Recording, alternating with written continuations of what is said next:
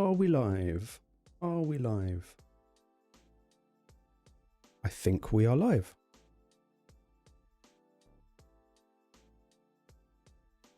Yep. Hi everyone and welcome to the little Sunday night Hangout stream. I don't really have much of a plan of what I'm planning on doing, but I've probably got a whole bunch of account stuff that I have completely missed today because I have been recording. And like usual, I haven't done Faction Wars, so it probably only makes sense to start with that, even though I absolutely hate it. I'm not going to try and push a stage I can't do. There's not much time left. What have we got? See if we can push.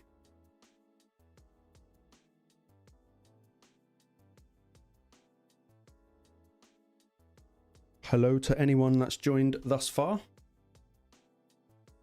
I'm just going to get absolutely spanked in Faction Wars.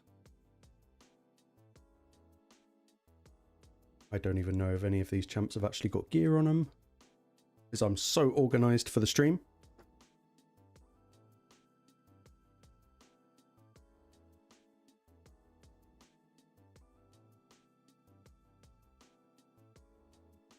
Yeah.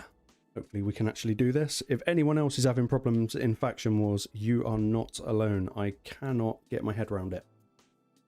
Like, not one bit. Especially some of those 3-star stages. Oh, let's not use that.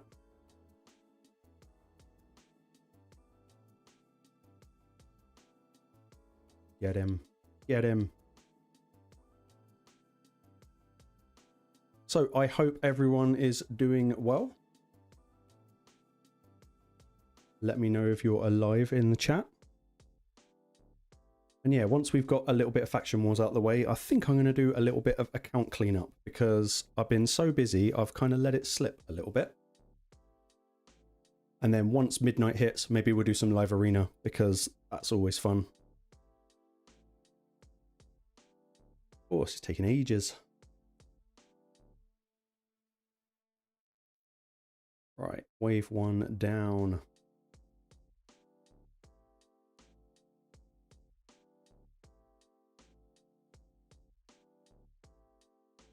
Nice thing, if we do some live arena, we can probably get some more area bonuses because mine are absolutely slacking.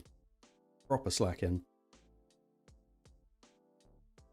Are there any healers in the wave or revivers? Nope.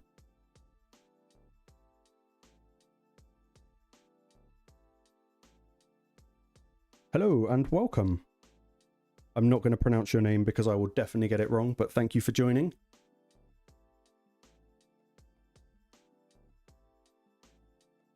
Ooh, that was a bad shout. I should have healed. Let's get some of these guys gone.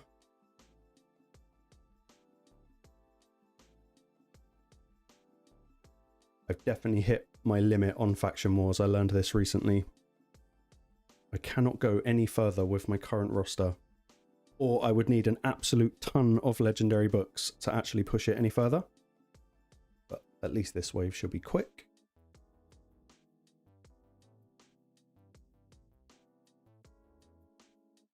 Kaboom.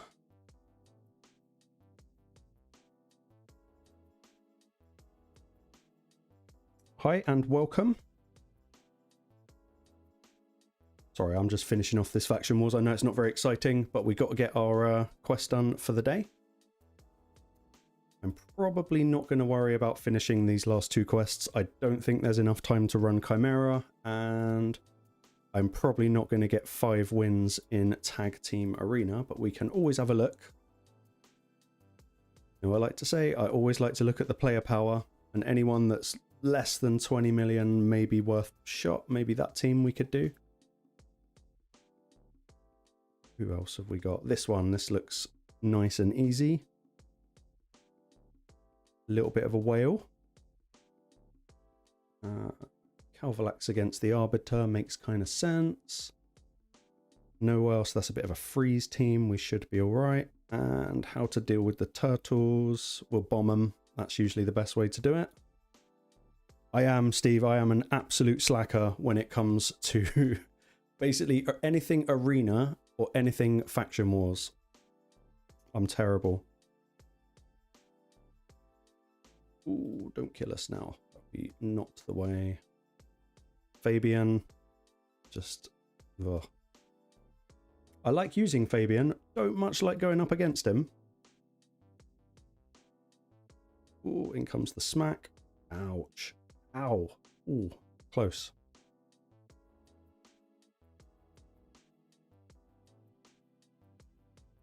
Enjoy, Steve. I am so full after cooking. That was the worst time of day to ever decide to cook, as it's practically nearly midnight here where I am. So now I'm in a bit of a food coma. Right, those guys. Oh, nobody likes Tormen.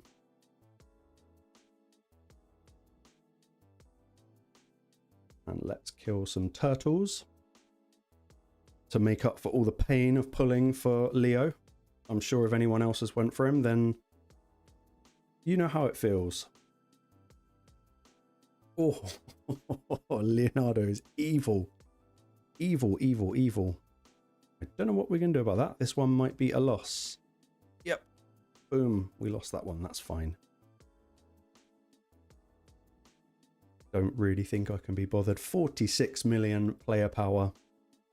I think I've got like 27, and even that's a lot. So yeah, if anyone's got anything they want me to kind of touch on in the stream, just let me know. I've been doing videos today, so I'm still in kind of teaching mode. And I'm still completely undecided about this current fusion. I made a video, but it all got a little bit drama-centric, and I know everyone's been getting into the drama over someone saying it's good, someone saying it's bad, and then other people chiming in. I don't know. I still haven't actually worked out if I like this guy or not. I've got Nishak, so I don't think he's as good, but I'm doing the fragment events until I decide that I either actually want to do him or that I don't. I pulled all my void shards trying to get Venus because I think she is still one of just the best champions you can get, but we didn't get it. I'm glad it helped a lot. I'm one of the weirdos. I really like doing gear cleansing. Like, genuinely, it makes me happy. It's my little kind of outlet of release. But for so long, I really didn't enjoy doing gear cleansing because it is a bit of a pain, let's be honest. It takes a lot of time. But eventually, I just kind of turned it into something a little bit more fun, and now I kind of genuinely enjoy doing it. I'm sure if you've watched the videos, you will have heard me say the word synergy about 1,000,001 times, but as soon as I started looking for that, I definitely enjoyed gear cleansing a little bit more. If we've got any gear here, we do. Merciless, always tricky because all of my rules go out the window when it comes to Merciless because you don't get it very often. But a triple crit rate on that would be very nice. It's not likely. Nice. That's the thing. If you oh, double crit rate, can't say no to that. If you actually go through your bags of gear, I guarantee you have got millions of silver on your account. Millions and millions. Triple crit rate. I'll be damned. I will be damned. I'm not going to take it to 16 because I don't need to just yet, but that is good. Another little thing I like to do just for organization is when I've got a bit of gear that I really like, I just ascend it one time. I don't care what ascension I get, even though that's worked out quite nicely. And then that way, when I'm looking through my gear, I can go, oh, that's got a nice 1-star. We'll use a bit of that. And on this one, don't care about accuracy, don't care about resistance. I just want the speed, but it's still a good bit of gear. Speed accuracy, that's all right. Go on, double speed. No. Spread stats. I never know what to do with gear like this, because ultimately it's not really here nor there. It's not a bad bit of gear, but it's also just average. Maybe we will compare it with some of the other ones. Let's find Supersonic and Shield. Haven't got many. Let's order it by speed. Because if you're keeping Supersonic, you're going to want it fast. It is a speed person's set. It's the lowest speed out of everything I've got. It can go. Rather take the silver. Also, if you're ever in the whole, I need to make some more money on my account, a really good little silver farm is always going to be in the forge, especially these Doom Tower sets. I've crafted all of mine recently, so I can't make that much money, but not the 5 to 6 star, not even the 4 to 5 star, but the 3 to 4 star stuff. What have I got? I've got 15 there. If I craft them all, just why not, and put my filter on. 15 bits of gear cost me 15,000 and I make 196,000 in the process. It's one of my favorite ways to make any silver in this game. Just do it once every couple of months and you will be rich. Like, that's how I got most of my silver on my account. Might see if we dive in for a little bit more arena. What are these player levels? I'm just making life very easy for myself if I can. That middle team doesn't look too bad. What can we do here? One of them's going to be in stone skin, or at least get stone skin. As for the second team, I'm probably faster. But my Wukong's going to trigger the Marius because he's got whatever blessing that is. Let's swap those two round. No, we're going to need speed. To bomb them off the block, we are going to need speed. Let's find Lysandra. Evening, Sunshine. Thank you for joining. I'm kind of just waiting for the night or daily reset or whatever we call it, so we can jump into some live arena and some other good stuff. And as I said, if anyone's got any questions or needs any tips or advice on anything, drop them in the comments. I will do my best. Still a little bit unsure about this middle team. Probably no point in having Fabian on the bottom team because all the mythicals are just going to switch. Let's do a bit of... let's try that. I don't know. It doesn't matter if I lose. It's only tag arena. Turtles, who's in stone skin? 1, 2, 3. That's no good. And we didn't remove any of it. Definitely didn't remove any of it. Let's do a bit of that. 2 down. Leonardo could still absolutely ruin our day. Oh my god. I have been underestimating Leonardo. Yep, I deserve that loss. Silly me. I think I have drastically underestimated this team. But that's fine, this one can go down.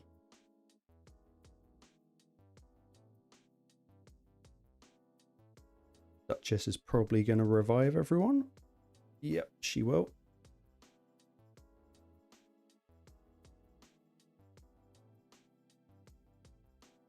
She didn't. Surprising.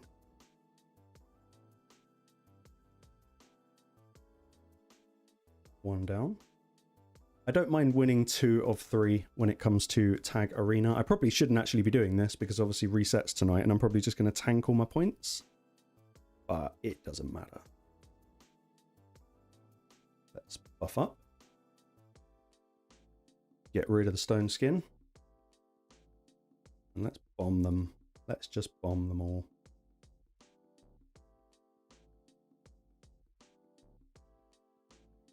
Oh, no, that didn't want to happen. Oh. If anyone has watched my channel before, you will know I absolutely suck at arena because I just don't like it.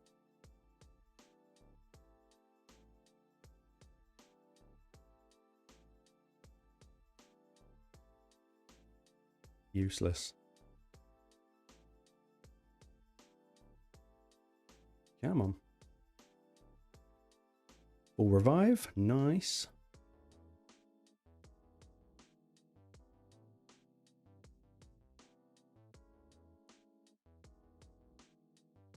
I do not understand Embers. Every time you... Wow, you think you're going to win, you die like this. That's a proper loss, that is. And good night. Never mind. Oh, I underestimated that team massively. Can't even buy anything in the bazaar to make us feel better. Never mind. A bit of energy. Been trying a new dragon team. We get the food out of it. Been trying to see how quickly we can actually get dungeons down using Marius and Newt. But sometimes kind of need the Kaimar to help out.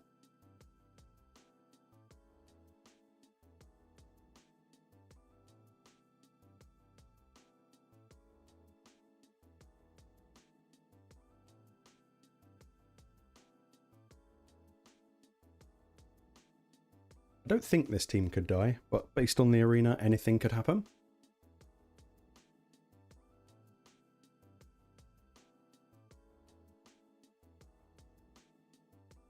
We good? Nice and easy. Where are we on that reset? 12 minutes. Guys, if you've got questions, fire away. For sure, just fire away.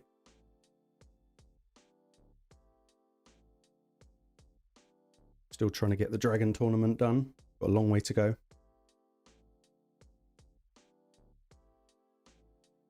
Don't think there's any dungeon divers. Not until tomorrow.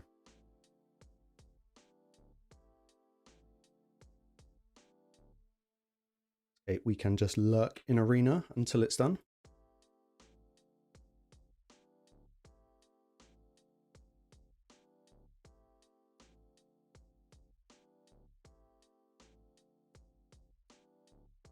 Yeah, not bad. So, guys, where are you from? Where are you all tuning in? How do I handle the 4-turtle team in arena? I know. I don't fully know. I mean, one way I like to do it is just to go a lot faster than them and either like bomb them or something like that. Because 9 times out of 10, I feel like Leonardo has stone skin on him, and obviously his passive puts stone skin on himself. Where is he? Let's find him here. See, how bad's that? I haven't even got mine built. I used him for a video and I never actually built him again. Stone skin for 1 turn when he drops below 50%. So he's not cleansing himself. I wondered if he might be cleansing himself. But I quite like to just bomb them, because if they've got stone skin, we can bomb the heck out of them. Yeah, other than that, burning again is quite a good strategy. I don't really get much problem with the other 3 turtles. I find Michelangelo is incredibly squishy. Like, I know he's got his like evade / dodge type mechanic, but that one doesn't give me too much grief. It's usually Leonardo. It's just the permanent cycle of stone skin. America, nice. And Texas, very nice. Yeah, run. That's a good way to deal with the turtles. It's weird. They're not actually that strong. Well, they're not supposed to be that strong in PvP, but actually, they can give quite a lot of grief whenever they want to. I've taken all the gear off of my turtles. Could maybe think about doing a little build video for them.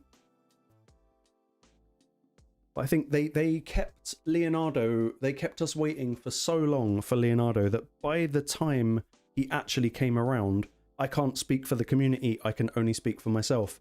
I was bored of the turtles. After waiting what felt like 2 months just to get even the news that we were going to get the event, I'd kind of tuned out a little bit by then. I think the event went on for about 2 to 3 weeks, a little bit too long, in my opinion. So by the time it came to pulling, waxed all of my shards, got absolutely nothing for doing it. And then by the time I got the turtles, I just put them in, well, not in the vault, but they went back in there, and I don't know, a bit burned out maybe. Because there's nothing wrong with any of them individually. I think Donatello is 100% my favourite out of all of them. I think he's just strong and you can use him absolutely anywhere. But I don't know. The other ones I'm not really feeling. I don't quite understand Wrath and what he's bringing. Because looking at him, there's always someone else that I would probably fill that role with. But then it's all about the passive, isn't it? It's all about the beatdowns and the joining in on the attacks. As for how to kill him, I still think bombs is a good way to go. And I wonder if the new fusion champion might be quite good at that. The good thing about Leonardo going up against him is he is void. So it doesn't matter whether you bring Nishak, the new guy, or even, is it Gaius, the other bomber? Do I have him? I'm sure I've got him somewhere. I think I might have got him at 6-star at one point. Maybe he's in my vault. Yeah, Gaius the Gleeful, he's pretty good at bombing. Let's find him. Where did I put him? There. Especially because of his passive, when he dies, all bombs detonate. That I think bomb the turtles. I think that might be one of the best things. Yeah, Leo and Donnie, if I had to just choose 2 turtles, those would definitely be the top 2. They're very, very strong together. Especially in live arena, it makes more sense because when someone's actually controlling them, if you let the AI do its thing, then it tends to always use Donnie's A2, I think, first. And 9 times out of 10, if you're using all 4 turtles together, Donnie's going to be the fastest turtle. And he goes first and actually decreases skill cooldowns that no one's actually used yet. So in a live arena sense, that's a brilliant combo. But if someone's left it as a tag defense or maybe siege or something, they're usually quite easy to get through because the enemy only really gets 1 chance. But there's plenty of counters. I've seen Marius do good work with Donatello as well. But in my opinion, Donatello, best turtle by a long, long, long shot. But I'm still kind of annoyed that they made the purple turtle blue affinity. I will never, ever be able to get my head around that. And we never got Splinter. I was kind of hoping that they would just throw him into the mix at some point as a little bonus to make a little bit more money. But I guess we do have Nishak. So he's kind of Splinter. Sort of. Not how I remember it, but very, very solid champ. Yeah, Steve, I'm like so torn on the fusion. I'm not excited by the fusion. I haven't been involved in any of the drama around the fusion, but I don't know. I don't think he's very good. I think the more I've looked into his kit, it relies all a bit too heavily on chance. Now, not actually placing the bombs or anything like that, but it's the fills the champion turn meter by 25% for each enemy with a bomb. That's fine. If you get lucky, you could get 100% turn meter. But 100% turn meter does not mean you're taking an extra turn if there's people ahead of you in the turn meter order. So I think compared to Nishak, I don't know. I think Nishak wins every time. If I didn't have Nishak, maybe I would feel slightly different about it. But is there something about... No, it's still placing on each one. So they're both, I think, affected by affinity, but don't quote me on that. I don't know 100%. But yeah, the way turn meter works is a bit wonky. I think Nubraids did a video today or yesterday, depending on where you are, explaining how the turn meter order actually works. I've only watched about 5 minutes of it, but he does explain it quite well. And it's probably worth watching because if we pick on a champ like Wukong, wherever he is, obviously his passive brings him back to life with 100% turn meter. Sometimes he goes, sometimes he doesn't and just gets slapped back down. So it is a little bit wonky. But yeah, I'm doing the fusion for now, and I probably will at least go a step further. It's all going to depend on the next summoning event. What I'm wondering if I might do instead is do the easy events, so the arena ones, the gear enhancement ones, maybe dungeon divers if there's some good rewards, but they usually aren't during fusions. And then I could take all of the fragments, forget about the fusion, and hopefully maybe finish off Maud, because that's a champion I would like and I know would be quite good for my account. Plus she's just awesome, and Sacred Order, my faction wars absolutely sucks. It's involved. Yep. That is a cold hard fact of that. Yeah, that's exactly right. It is. It's all too much chance. I mean, this game's already RNG heavy anyway, but I don't know. Oh, can I do a faction wars stage in 4 minutes? Let's cheat and do an easy one just for, well, because I don't know if anyone's even built. She's not. He is. She's not. Let's nick some gear from someone else. And guys, if you're not using the preset manager, I know I did a video on it, but I kind of feel like I want to do a video once every fortnight so that people have no choice but to just go, fine, I'll do it, just stop talking about it, because gear presets for faction wars and just about anything in this game, absolute chef's kiss of importance. Yep, RNG hates me. I learned that when it came to pulling my shards for Leo. And in hindsight, I really wish I'd never done that. What a waste of time that ended up being.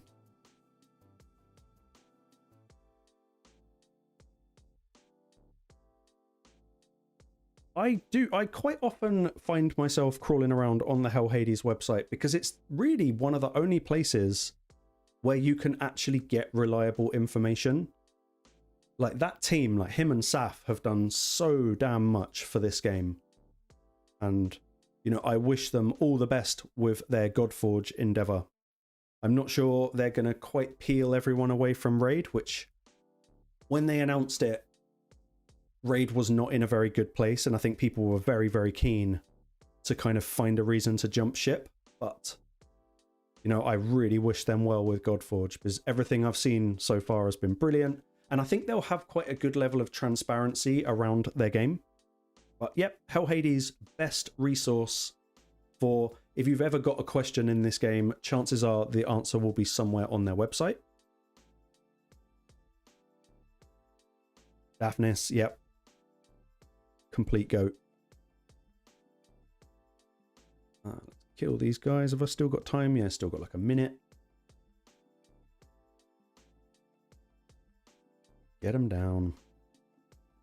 Yeah, Saf. I call him Daphne because he called himself Daphne on a video one time. So I think it was also a spelling mistake on his part.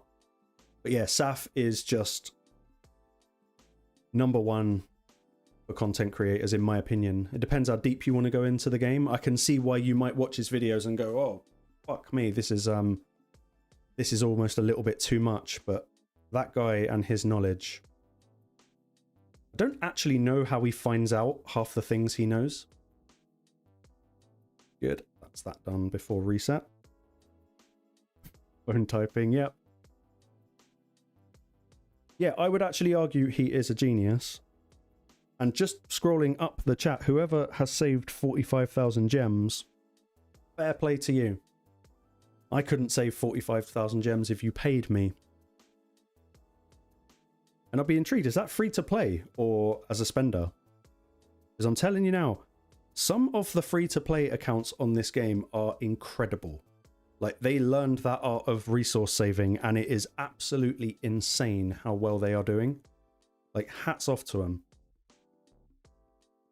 I used to spend a bit of money in this game. Not so much anymore. I buy my gem pack because it's absolutely awesome, but long gone are my days of buying shards and getting that burning regret and wishing that you never did. It's a horrible feeling. I try not to gamble in real life with just about anything. But Raid's different, or so we keep telling ourselves.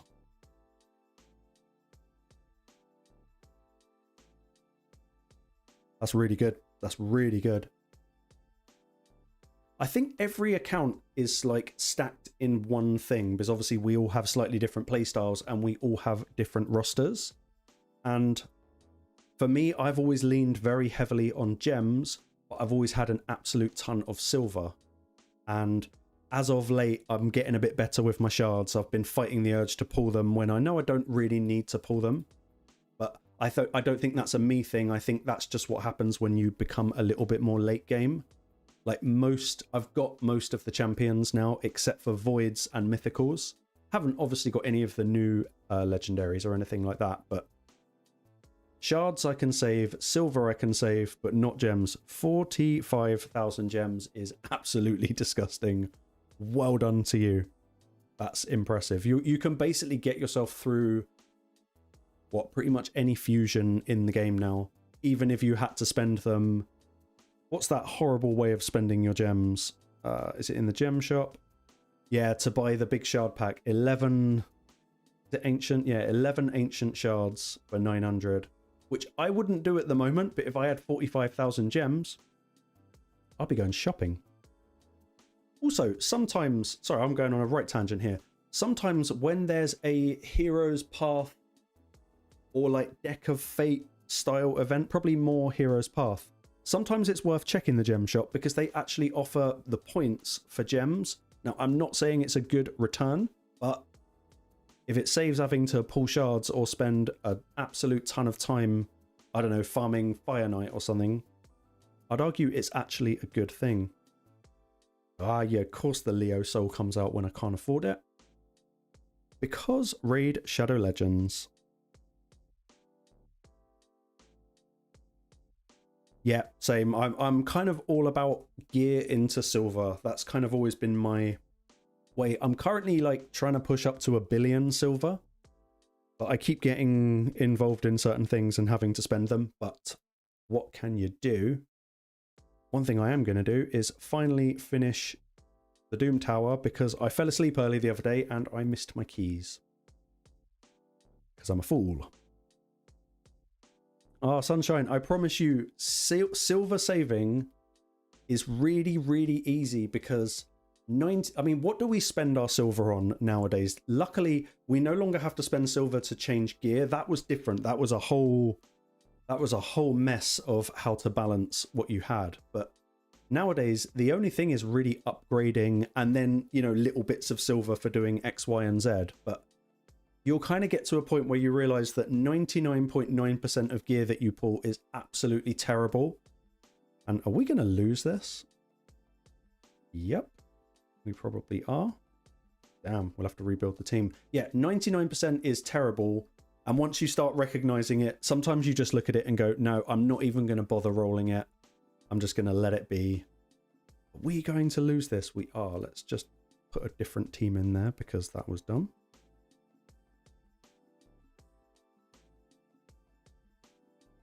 It's just a mindset thing as well. Also, I speak from that position for being like a late/end game player. And you do kind of get to a point with Raid where you've been burned too many times. And then you just think, you know what?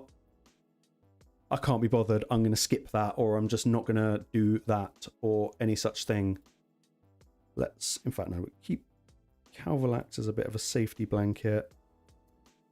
Let's put Tashiro's gear back on. When in doubt, just pull out a mythical if you can. Bring that back on him. But yeah, this is where the silver used to disappear because to do this gear change would cost you 1 million silver, and it was very, very hard. Adeline, sorry, to Steve on the souls. Adeline, I wouldn't put. I wouldn't spend at all to get that. What was the other one? Nethril. I don't know if I would for Nethril either. I'm actually not entirely sure I would. I would save, like, if you've got the option to buy something at 300 of those like fancy gold essence, I would opt to keep it for things like Marius or Lydia, or, you know, you might just one day pull an absolute disgusting meta champion. Kind of goes back to the saving mindset. Just because it's there, it doesn't mean you should buy it. But that's just kind of my 2 cents on it. Let's chuck. Let's just go big DPS. This should get the job done. Yeah, save it for someone decent. There will always be more.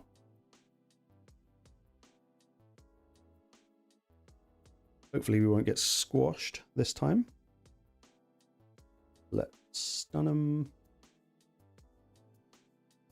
a bit of that. Now, this wave is the one that got us last time, but not anymore. Yeah, let's take him down. Thank you. Finally, I can do Dark Fae again. Where's my team?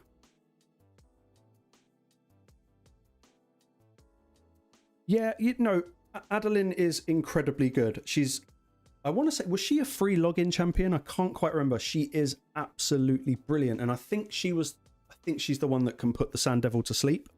But if I only had 300 of those special essences, I'm not entirely sure I would 6-star her. But that's just me. Yeah, waiting for 5-star Marius. That's a fun game. That's an incredibly not very fun game. Dark fade down and get our nice little sacred shard. Very nice. Here's a good tip, and I wish I'd put this out as a post. If you look down the side of my screen, you will see I've done no secret rooms this rotation. I've done 0 of them. Because once you get to the highest floor that you can actually do, for every 1 silver key you spend to do this, you get 2 back. So it's just a nice little way of having a couple of extra goes at the Dark Fae.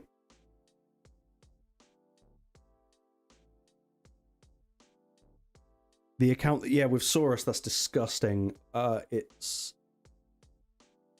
I should know what it is because I was tempted to make a video on it. But what a great... Yeah. I like anyone that can just exploit this game in like a healthy manner. That's why I quite like the content creator Bronco. If there's any way of breaking a champion, he is going to find it. And you kind of got to respect him for that. Right, there's no energy on the table. I don't quite have enough energy to do my Iron Twins yet. Yep, Steve, it's like my favorite tip for Dark Fae. I don't care about other Doom Tower rotations, but anything you can do to get more chances at lethal gear, I would jump at it. Because again, there does come a point where, and I'm not even sure this is whether you're early, mid or late game, maybe early game this is going to be different, but you will get to a point in Raid, and I think the year made the difference. As of 2025, I don't think there's much point in farming any dungeon nowadays, like at all. And if there is, it's usually for like a niche reason. I would say farming the Ice Golem is actually more beneficial to pretty much any account now than it ever was, which is not anything I thought I would ever say because that dungeon is a ball ache. But you get so much good gear from crafting, because you got to think you got perception. Like you don't really get much better than perception. Merciless from Cursed City. I know you don't get a lot, but surprisingly, a lot of the gear that you do get from Cursed City tends to be quite good. It kind of punches above your average drop rates. But yeah, dungeons in 2025, they've kind of gone out the window a little bit. Yeah, tournament points. That's all I do them for now. With the exception of, I now don't know which one I want to farm. If you want reflex gear, is that going to be Ice Golem as well? Yeah, I would actually argue that in 2025, moving into 2026, Ice Golem's Peak is probably the most valuable dungeon, because skill rotations and cooldowns, now that all of our champions can be so much faster with blessings, higher level glyphs, and what's it called? Relics. Like, we're already going fast, so speed gear's kind of gone a bit by the by. I would actually argue Ice Golem's Peak is a monstrous dungeon to farm. Dragon, obviously, for the speed, but looking at what else you can get, there's nothing really of any value. Fire Knight's cool if you want regen and savage, and maybe a bit of stun, but again, the value's just not really there. Exactly to whoever said that, lethal and bolster. That will get you through most stuff, because bolster is basically a regeneration set with a shield, because it heals you by 10% every time. You just can't go wrong.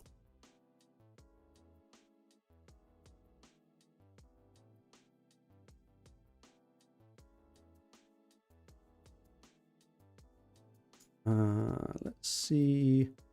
What would it be? It'd be 30 minutes to gain 10 energy. Let's do arena and cheat. Let's just get our energy that way. More turtles. But this shouldn't be a problem.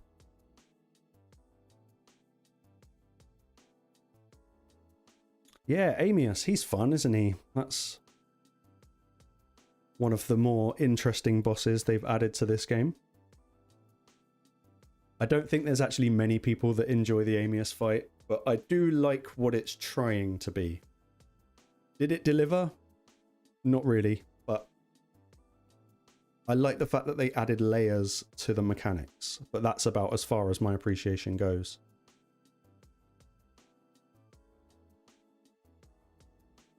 But luckily there are some really good content creators now that do absolutely bloody good guides on Amius.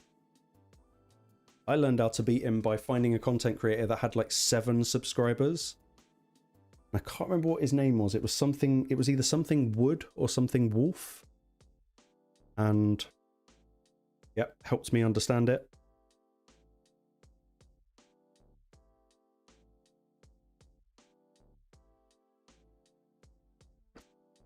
Oh, that champ there. Can't remember his name, but he is a beast.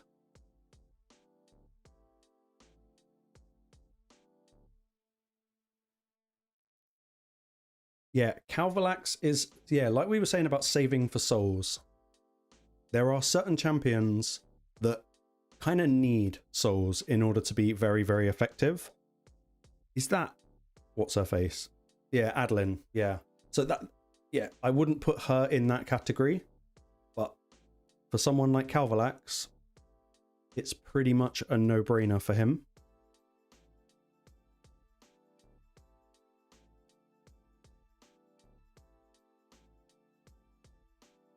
I still love this arena team. This was so fun to put together for that video.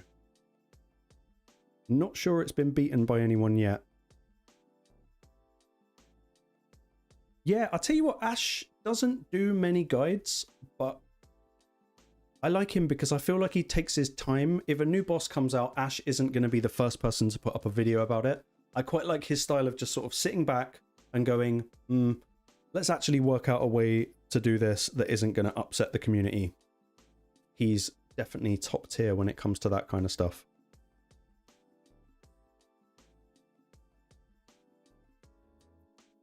And the man has charisma. It's like, you've got to be a certain type of person to bring the energy that he has. And I am not that person. Much to my detriment, that is just not my world. Let's get this Iron Twins running in the background.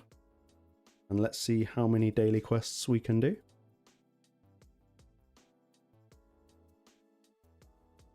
Yeah, he is just like the cool guy of Raid. Like there isn't, I don't think there ever will be another content creator that can do what he does and has put in the time that he has. I know I said you've got like Saf and Hell Hades, but they've kind of put in a different kind of time. Ash is just, I would say he's my favorite content creator, even if I had to judge it on one metric, and that is the amount of new people he can bring to the game. If you show one of my videos to someone that doesn't play Raid, they'll look at me and go, what is this idiot talking about? And they won't care. But he just has this ability to pull people into the game. There'll never be another one like him. And the man grinds. I know he's got his own business and it takes a certain type of person, and he is that guy. What we got? Market, accessory rolling, bit crafting. Let's just pop a 10 pull on perception and see if we get anything spicy. Yeah, Colred. That's a name I haven't heard about in a little while. One of my other favorite content creators sadly no longer makes Raid videos, and he was very niche, but he was called Ehabad, which is hard to say, but he pretty much just focused on Tag Team Arena, and that was an area of the game that I had no idea how to do, and he just broke it down in a very typically British, no humor, but also he was really funny at the same time, and that guy taught me a lot about this game. But one day he just quit. He'd had enough, like a lot of us do in the end, and he just said goodbye and never ever came back, which is a bit of a shame. Let's just put 4 rolls into that for the quest. Oh no, I appreciate it, Steve. What I more mean is just certain types of people can make people gravitate towards them. It's nothing really to do with raid. It's just to do with like outward charisma. And I also appreciate on the other side of that, some people would watch Ash and be like, oh my god, calm down, like what the hell are you talking about? But I think for the service he's done this game, I think he is proper solid. How many quests can we do? I stupidly already bought something in the market. Is there anything cheap? 6k, that's good. Campaign battles, champion level in the tavern. Just whizzing through the quests so that we can do something a little bit more fun, like watching me get absolutely, yeah, in live arena. Anything worth upgrading? Probably not. Let's just do a bit of that. We'll go 1, 2, 3. Yeah, Ehabad was just top tier. Not many people know about him, and it's a shame because he went from like not a big fan base to, you know, again, not huge compared to a lot. He stomped the amount that I've got, but the guy's knowledge, I know his channel is still up. It might be a little bit outdated now because I think he ended before things like Ascension came in, or maybe it was around about that time. But also he was free to play, and I know that even now I wouldn't want to go up against his teams because they'd probably absolutely destroy me. But yeah, top tier creator. There's another one, was it? There's a... Oh, it'd be nice, how do I say it? There was another guy, and I feel like his name was something like the Dragon's Beard, or the Red Dragon, or something like that. It was an American creator that did really good guides on Clan Boss and stuff like that. A lot of creators have come and go. But luckily, I think a lot of their channels are still up. Campaign battle times 7. Oh, Faction Wars boss. Great. Soda Dragon. Yeah. Soda Dragon. It might have... I don't know. I always get Soda Dragon confused with... I think it was Murder Inc. But yeah, it might have been Soda Dragon. Either way, he was just really awesome at breaking down clan boss teams for people like me at the time that had absolutely no idea what a speed tune was, or even what a geomancer or anything like that was. But yeah, proper top tier.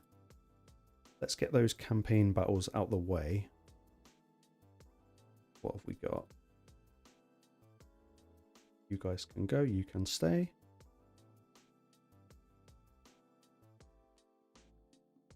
Let's level up some red affinity guys because I never have enough brews for them. I think it was 7, so we'll just do 3. Yeah, Soda was great.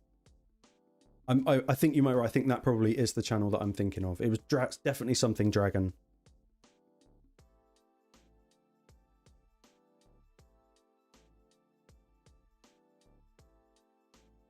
Oh, I appreciate the kind words, guys. I do.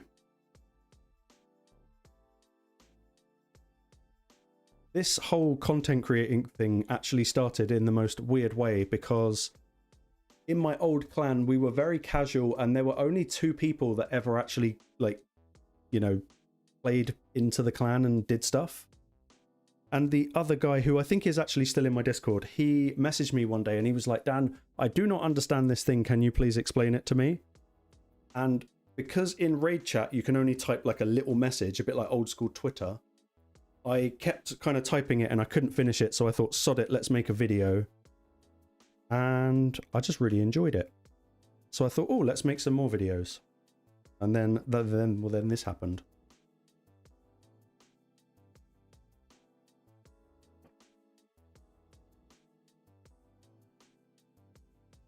Well, Sunshine, so you said that you quit for a little while. What was it that brought you back? Because I've spoken to a few people and for them, it was actually the Ninja Turtles.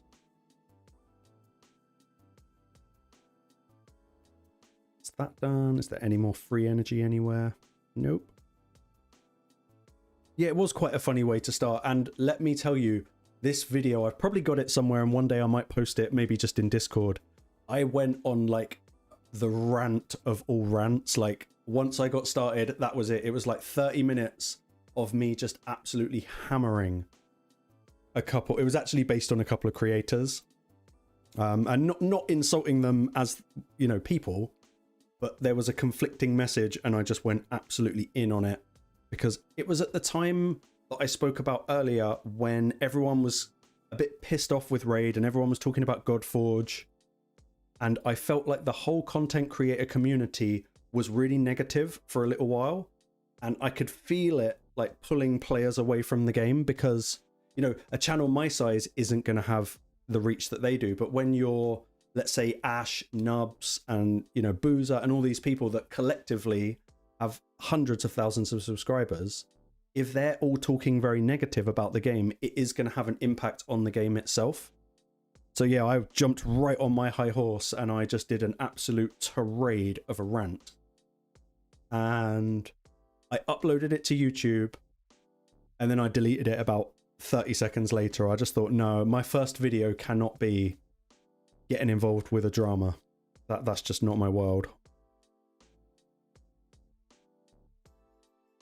What can we do?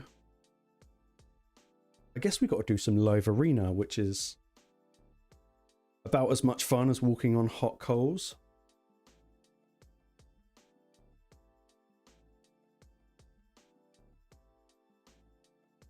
No, I know that I'm not Steve. I know they didn't look alike. I get names and stuff confused in my head. I can now see their faces. Yeah, they couldn't be further apart if they tried. Brilliant. Oh, what's this? A live arena team that's actually in a roughly similar bracket to mine. Still get stomped.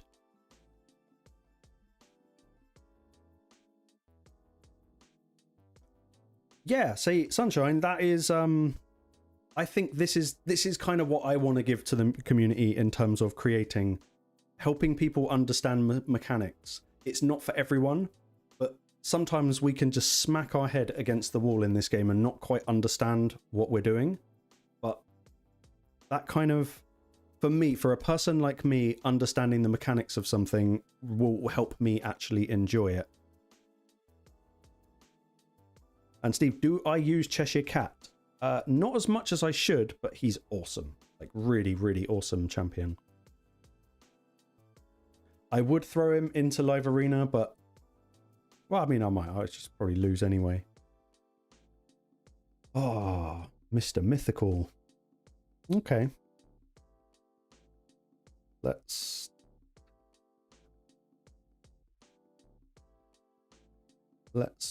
do that and hope that he doesn't choose my speed lead. Yep. That is the beauty of Tag Team Arena, especially on a Sunday. I would always say to everyone, if you haven't pushed up into the green by Sunday, don't ruin it. Like, don't give it away. Who are we going to ban here? What are you? You've got 25% speed, so we could guarantee the speed win. Nell's a bit tricky. But Taras is evil. We can lock Taras out. Get rid of Nell. Bit risky.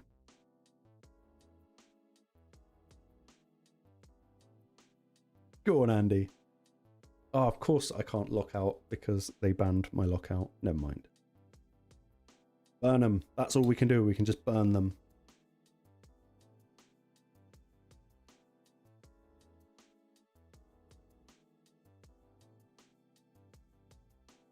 Yeah, Steve, do you ever get an impression that you know him? I'm starting to get that impression. I think the emojis gave it away.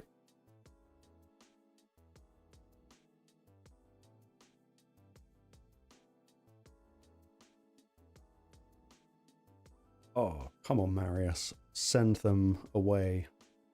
Good. That was a nice, easy win. Yeah, exactly, Steve. That's how I guessed it as well.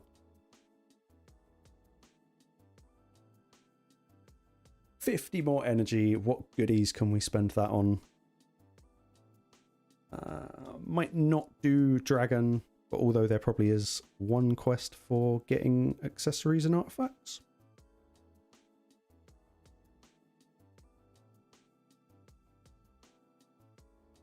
No, more live arena it is, because why wouldn't you suffer the pain? Why not? 16,000 points. I mean, come on, look at the matchmaking on that. Oh, I'm gonna get ripped.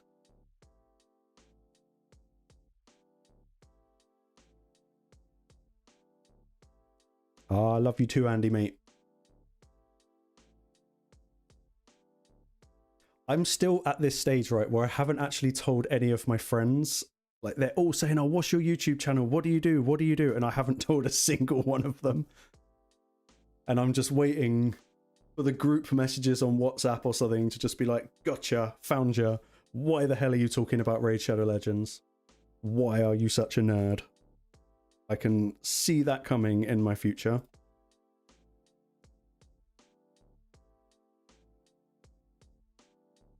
Yeah, no, I won't tell any of them. I'm not saying nothing. Because I can just see it. I can just see what's going to happen already. Like, it's going to get sent around all of the group chats. And I feel like every mistake I've ever made in my life is just going to somehow end up in the comment section on one of my YouTube videos, because that's kind of what friends are for. But we'll see.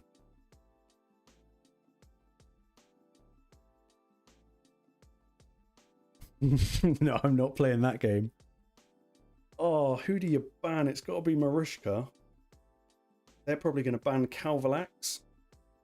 Let's burn them. Let's just burn them and hope. They've got no other speed. They're going to ban Calvalax. Or are they? No, they banned Marius, so they've probably all got Stone Skin. Of course he has. He's got 16k points. Of course they're all in that. Yeah, someone mentioned that in my Discord earlier, the Snackbox video. I think Magically Steve, it might have been you that mentioned it. I need to watch that because I don't understand live arena matchmaking. Not anymore. How did they go ahead of me in the turn order? That Siffy must be 480... She must be about 460 speed to beat my Arbes. No speed lead and they went first. That is crazy. Look how quick her turn meter's back. Oh, weak hit on the Donatello is going to be a problem. We've got to just nuke. Wow, that Siffy is fast. That's insane.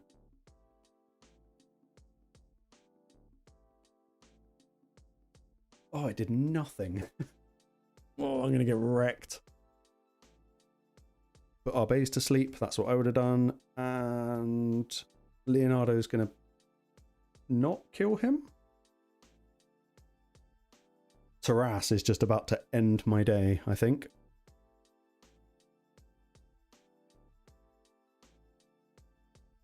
Let's find out. Yep. Wow, that was a huge hit. Oh, to be a whale in this game. That'd be nice. I just got absolutely served.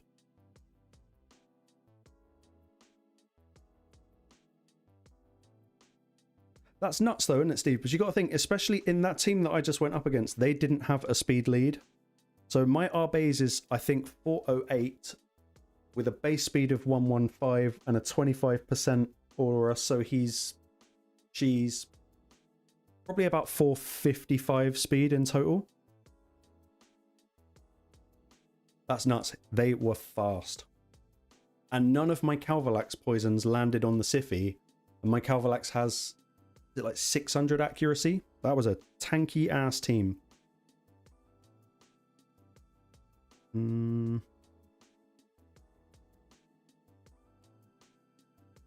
Let's try and scare them into using Stone Skin by using Calvalax. And then I'll bring in Gizmak and hopefully burn him.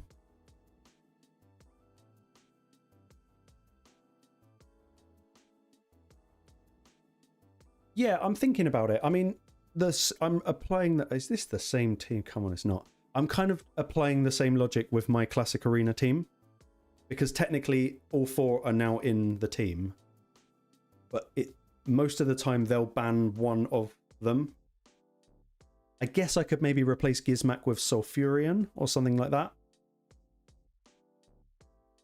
Oh, and we have to ban the Nyes because they're going to ban Calvalax. I thought they would. Let's see how fast this Siphi is. But they do have a speed aura. Yeah, Gizmak is absolutely awesome. I was very happy when I pulled him. I wasn't so happy when I first pulled Nell. Okay, now how fast are these guys?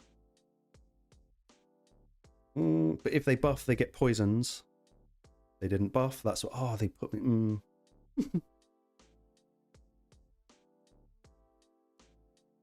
I can't tell you how much I hate arena.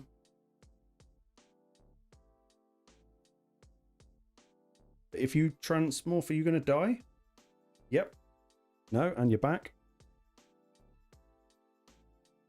Sleep is probably our best shout. Come on.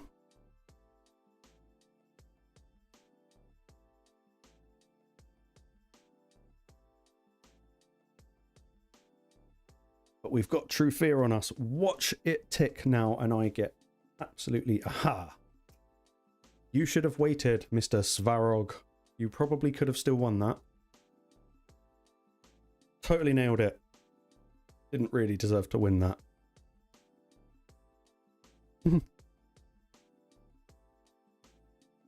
Andy, I don't know. Wait, I recognize that profile picture. That's a whale. Andy just brings the good energy. Why we like him.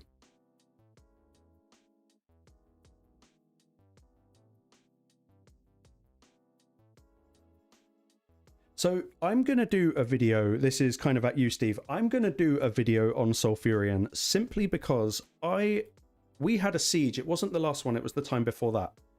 And I took like my best of the best champions against a Sulfurion team.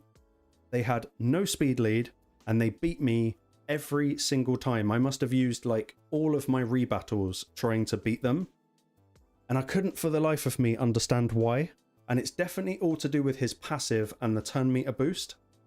Now, I assume he was at least 350, maybe even 400 speed. But once he got going, got the burns on me, I just couldn't beat him. There was just nothing I could do. And multiple other people in my clan who are much better at this game than I am just got absolutely wrecked by him. So I think I'm going to do a Sulfurion video because there's probably something in there that I am absolutely missing.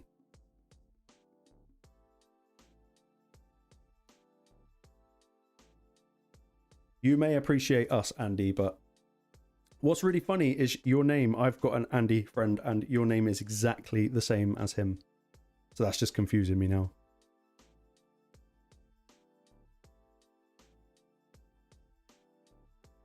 I don't think Nell's the answer. They've got a lot of support. I wasn't actually paying attention there. If we can get ahead, we might be able to bomb them. Let's ban you. But then we've got Armands. Ban Noah.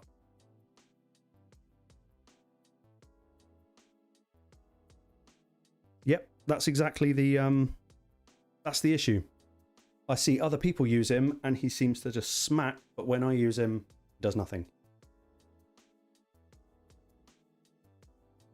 I will do a proper deep dive before I do my video.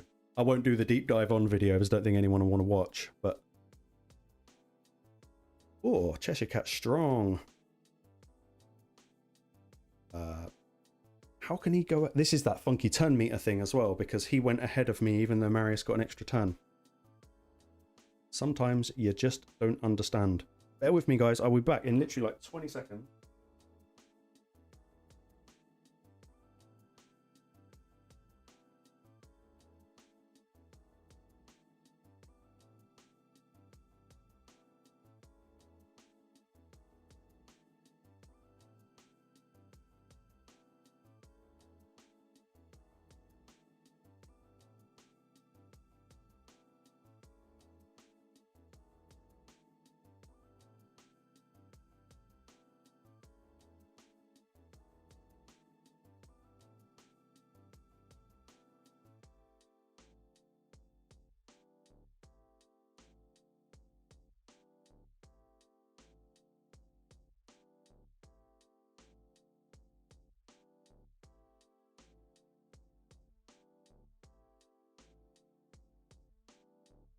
Oh, sorry about that. My door went a bit weird. Right, more energy. Oh, more live arena. Why not?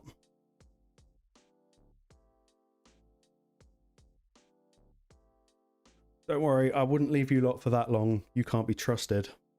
Look at these matchups again. 16.7k points. I think I'm going to need to watch that video.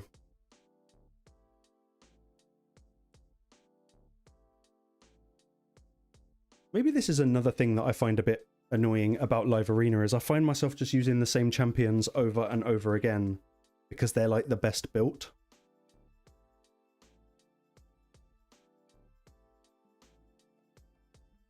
See, you notice what I did there, Steve? I wasn't going to leave you on a loss.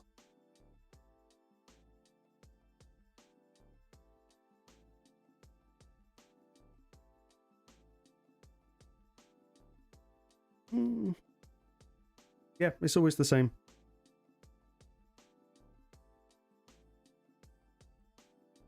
They took Gizmak, so we take Sulfurion. Why not? I mean, this is why I use Sulfurion for mitigating burns. He turns burns into heals. But who are we going to ban? The smart play would probably be to ban Nishak. He's probably going to ban my Calvalax.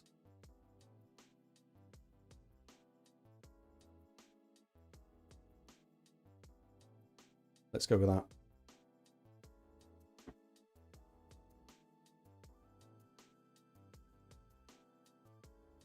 Can we beat a 6-star Arbiter? I don't know.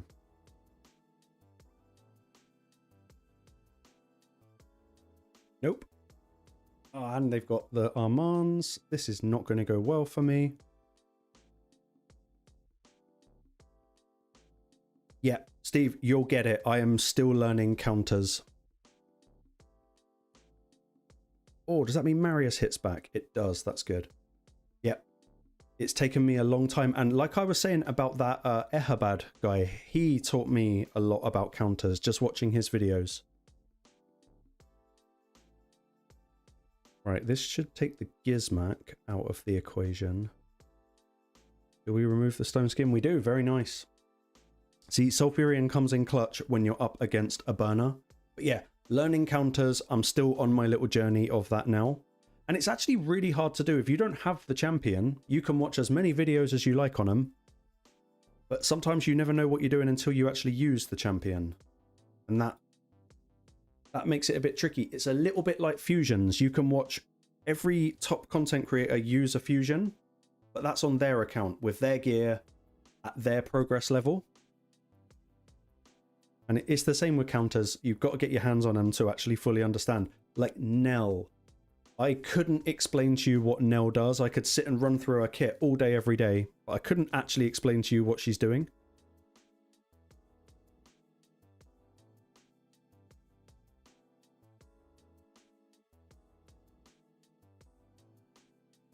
More Gizmak, which means more Sulfurion.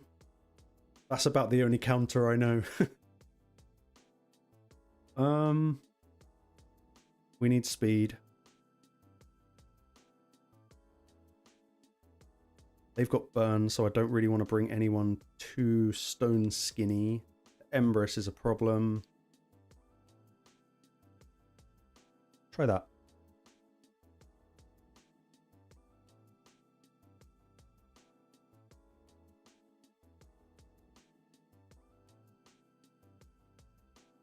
Narcies and Ancora plus Gizmak. Oh, who do you ban?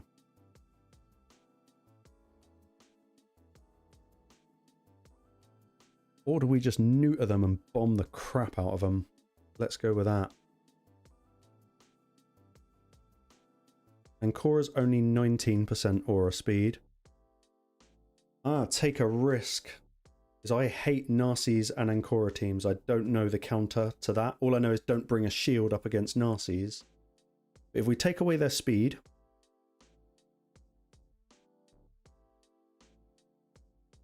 might be able to bomb and burn them.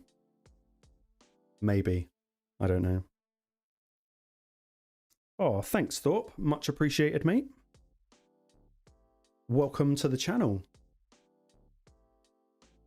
Welcome to watching me just get absolutely served my own arse in live arena.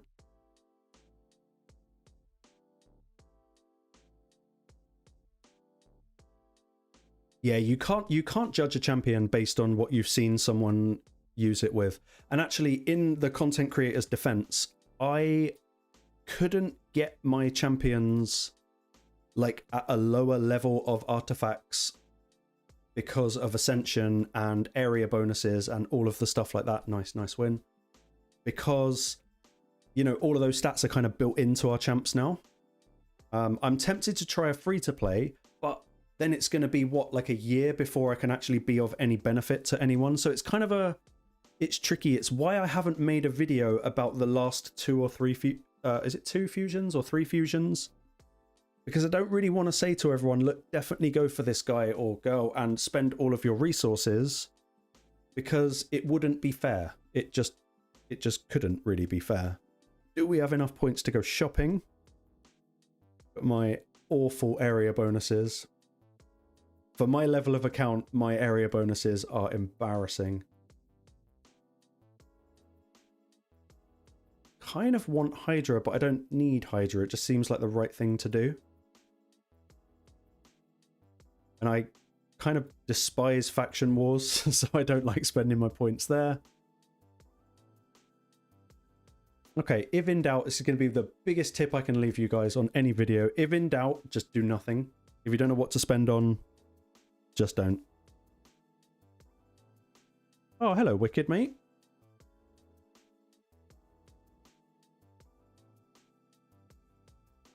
More arena, then we'll decide. That's a more fair matchup in my eyes. He's only got 7,000 points compared to my 5.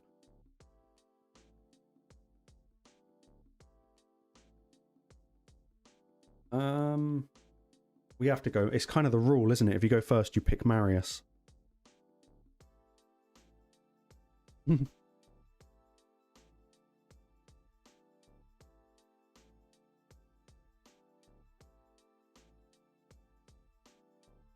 Embrace and Carnage, not too bad. It's weird. I have gone from being Team Fabian to struggling a little bit with Fabian because he can't lock mythicals out from changing forms. But he's still top tier. Right, let's bait them. Let's chuck Calvalax in, then they'll... Oh no, they'll already be in Stone Skin. Let's just scare them off with speed. And then see what we do at the end.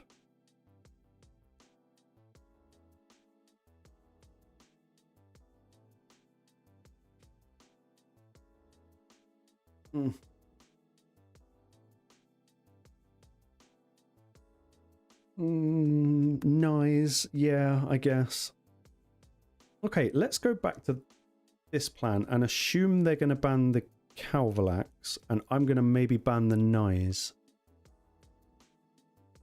Because Calvalax can get through Nyes because of the passive. Again, I might have to watch a video on that because I don't quite understand, but it seems to work.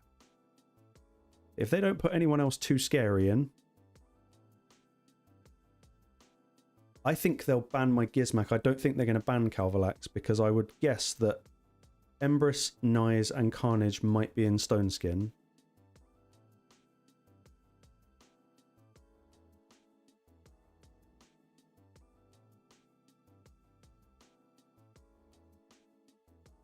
Yeah, Alice is a wicked counter to Fabian.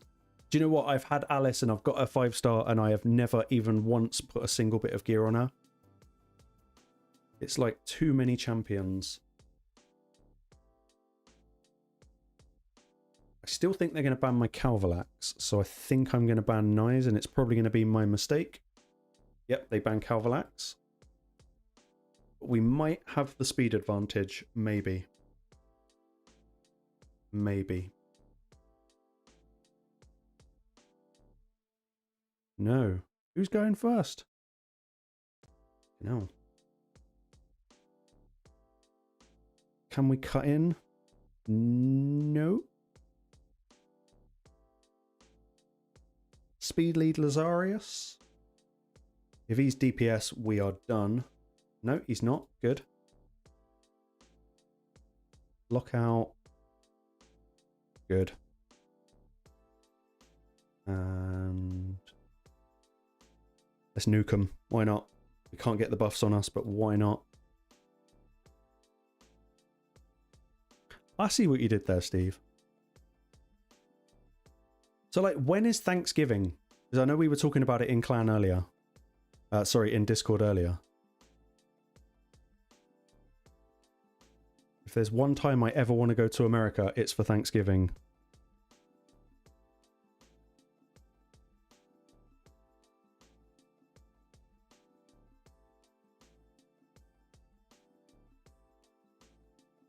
Yeah, exactly. Where's the food?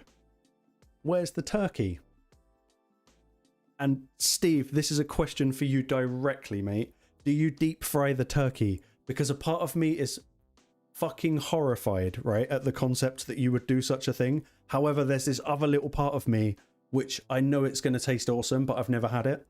Because we, over here on the civilized side of the pond, we don't deep fry everything because, well, I don't know. We kind of should, but we don't. But deep fried turkey, oh, I bet it's awesome. I bet it's so awesome.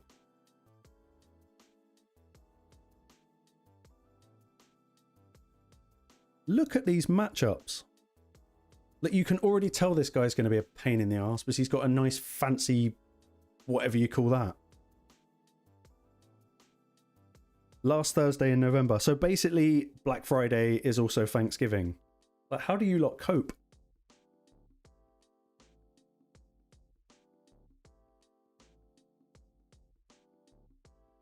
Let's curveball. Let's just... I'm not going to win this fight, so let's just pick a fun team. Let's just do something else. Let's go Nell.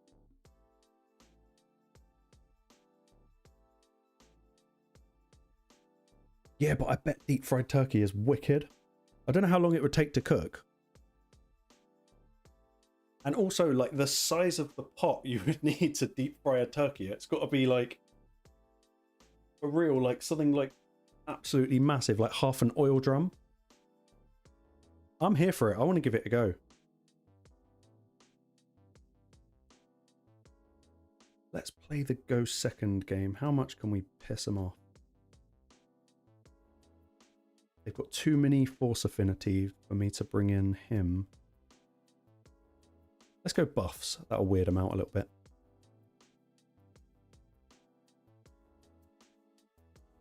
Yeah, like literally like a minute, even though the size of that damn bird.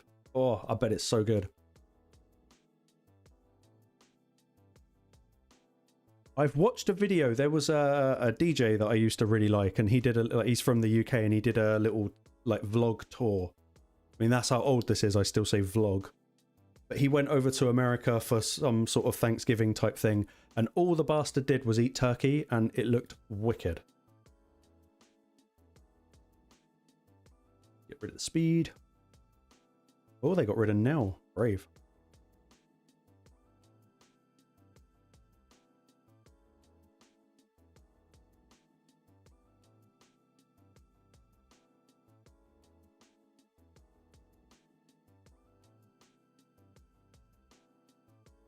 Baby in first? No. Oh, what's her name first? That's just about ruined my day. I didn't think of that. Yeah, good night. That's the end of me. Oh yeah, we're totally done. Yeah, I agree, Andy. I think we should just go and crash at Steve's house. Oh.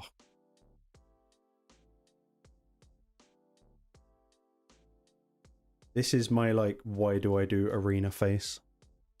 It's miserable. And they all fall down.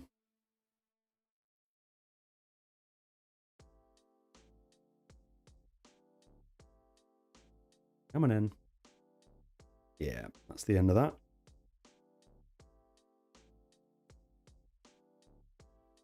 Okay, so we're doing a Damn Mind Gaming Discord trip to... Where are you in America, Steve?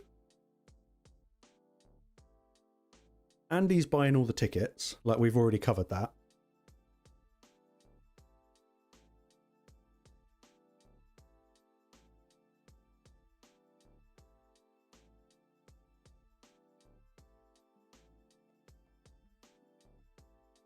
If I had my computer set up to do like reaction style stuff, I would find this video that you guys are talking about this tag team live arena matchmaking. But I would be able to watch it, but you guys wouldn't be able to see it.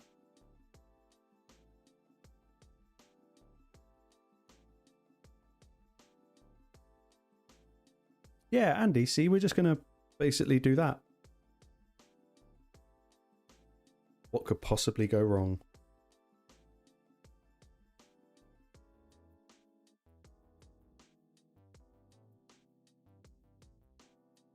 I'm not even sure if my Empress is built. That was a bad idea to put him in. Gizmac, so Sulfurion. Calvalax. Memphis, Tennessee. Yeah, that's kind of that would work. My girlfriend went to New Orleans, like, I don't know, 4 or 5 years ago, and every time she talks about it, it just sounds like the greatest thing ever. Or Siegfried. I was considering banning the Gizmac.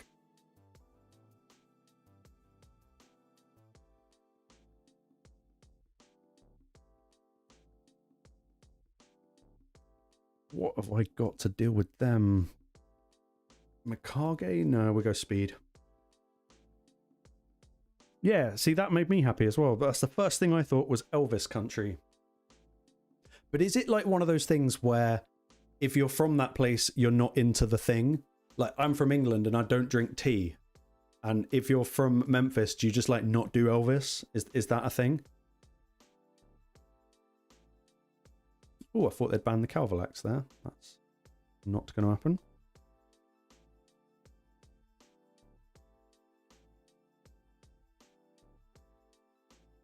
Amazing. We're going to Steve's house. It's official.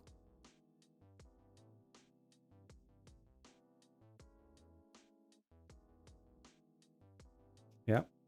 I had a feeling that was going to happen. Let's take away their toys. Good night. And we can't change forms because Marius will ruin our lives. We can true fear them. Or not, because we don't have any accuracy. Oh, ow. Oh, he got... I love Live Arena. There's literally no one ever. Ugh. Getting bullied. We got one more battle left. I refuse to spend gems on damn Live Arena. It doesn't feel like the right thing to do.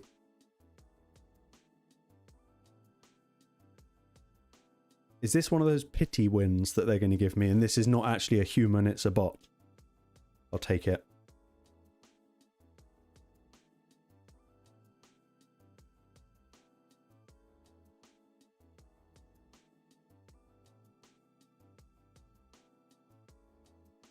Steve, if you're from Memphis, what state in America do you hate the most? Because I assume you guys have got to have like rivalries. Like for me and Andy, I'm English, he's Welsh, so we're naturally not allowed to like each other. But we kind of, it's like a relationship of tolerance.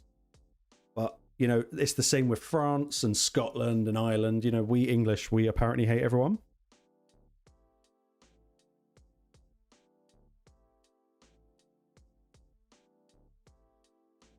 Let's do a bit of that.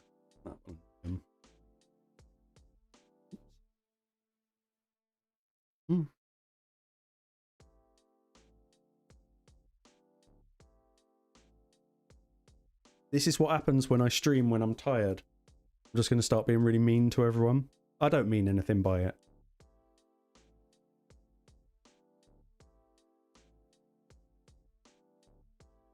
But there must be... Canada. Yeah, exactly. Yeah, that's real. Siffy wrote also, if we bring someone force in, that could ruin their day.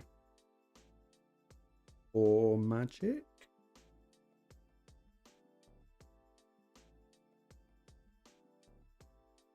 Let's go control and hopefully annoy them. It was never a secret to begin with. The conversation just hadn't come up yet. It's just kind of how it goes. It's not real hate. Plus, you live in Wales. It's like the nicest part of the UK. Like here, we have trees and parks, but the trees try and stab you and rob you in England. Whereas in Wales, I'm pretty sure they don't.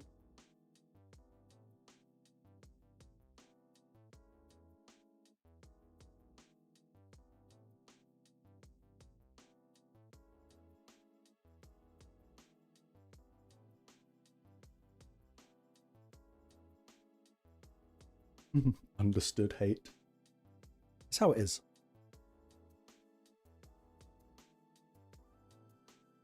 Stone skin, naturally. We've got to try not to kill anyone too quickly. This should be alright, surely.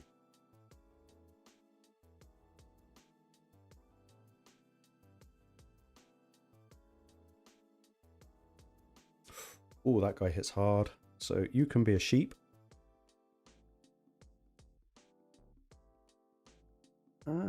All of your friends need to die. I still think this is a pity win. No one would have picked that combination.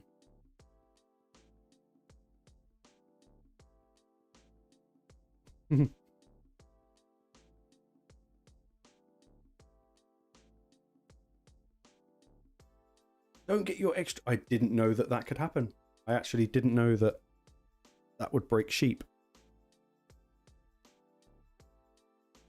Oh, if this is a pity win and I lose, that's bad.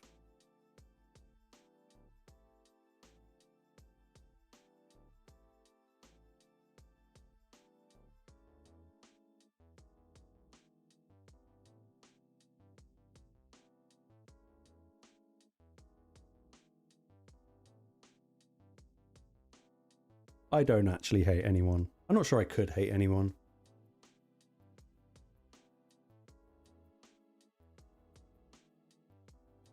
Oh, come on, give him my free win. Thank you. I didn't deserve that. I didn't deserve that one little bit. But now we have more tokens to go shopping. Awesome. I guess one of the things we've got to do is the Faction Wars boss. Who is up today? Sacred Order, never going to happen. Knights Rev, that I could do. I'm not doing 14, I'm just going to go for 7. No, Steve, I haven't actually ever met him in real life.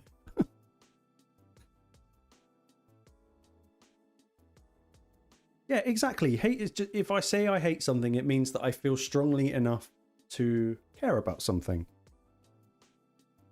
He says, digging an even deeper hole.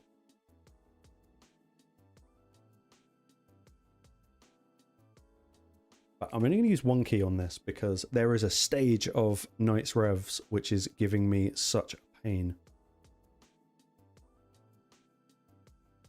Arix, best champion ever. Look at that, absolute nuked that wave. Exactly, we just got along and it was fine.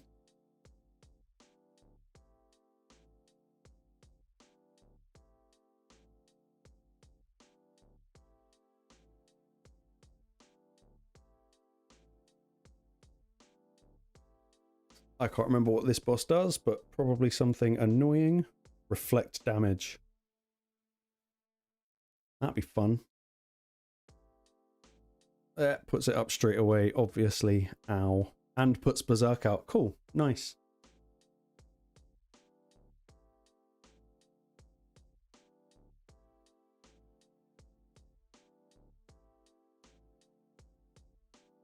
No, see, Steve, America, you might not hate anyone, but you guys are just nice.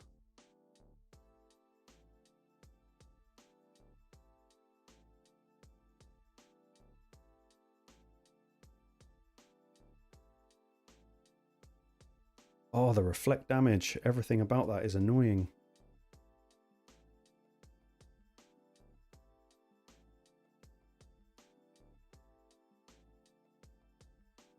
Now, I know I've not lived in America, but I've never met an American that wasn't at least, in the very least, just nice. Boom. One boss down. Get the quest. Thank you. Something tells me I've got more live arena tokens. I do. That means I've kind of got to do more live arena. We've got to spend our energy first because we are over the energy cap, and that will not do.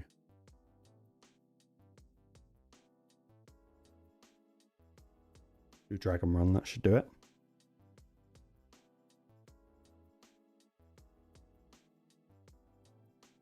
Yeah, I think we've kind of had a go at just about everyone today, haven't we, Andy? We've done the Germans, the French, the Welsh, the Americans. Steve's over there getting his hate on for Canada.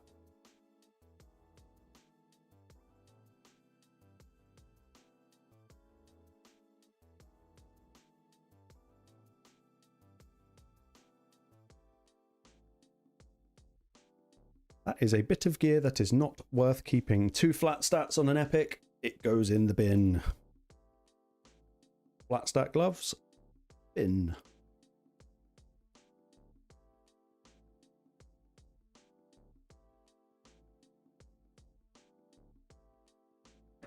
This message from my clan leader up here keeps messing with my head. Arena leads don't work. That's a pro tip for Siege. Don't use arena leads in Siege. It does not end well.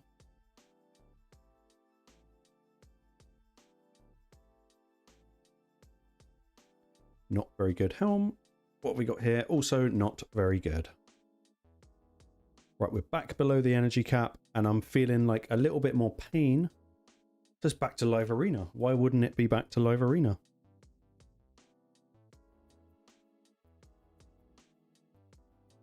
Like I said earlier in the stream, if anyone's got anything they want me to talk about raid-wise, or anything else, just drop a message.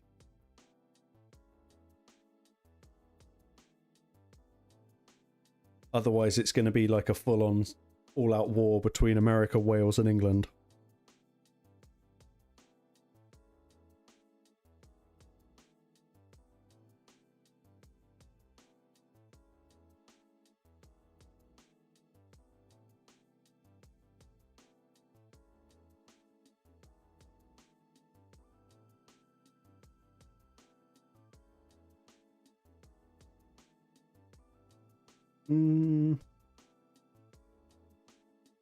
I don't know how anyone, if we look at the top 100 leaderboard, how anyone can just sit and do live arena.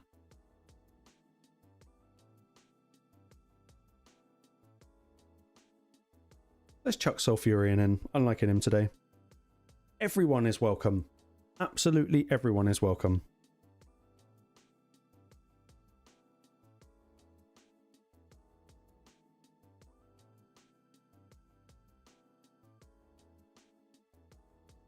There's CCs that are Canadian. Is Boozer Canadian or is he American? I can't quite remember. He's a good one. He's a great content creator.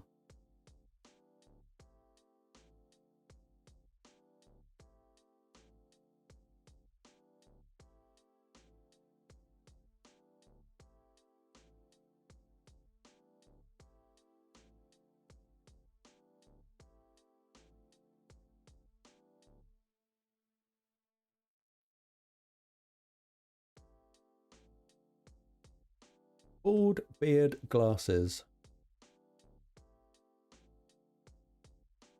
It's not me.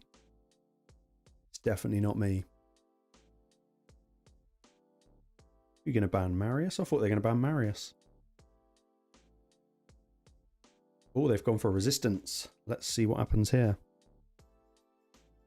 Oh, I know exactly who you mean. Oh, that's going to bug me now.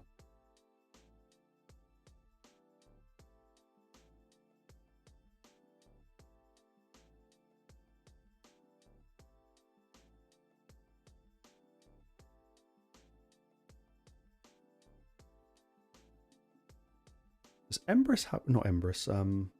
Galathir. Does he revive? I'm pretty sure he revives. Oh, why would you leave? You could have won.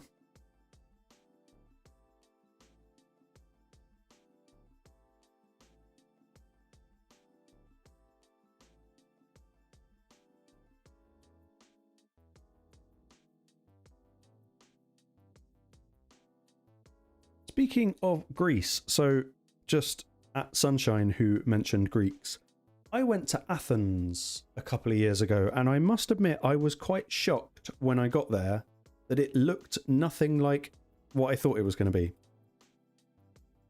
I was very surprised. Maybe it was just like where we stayed, but I've never seen so much like graffiti, burned down houses, burnt out cars, and stray cats. It kind of reminded me of something you'd see on a film, but not a positive one.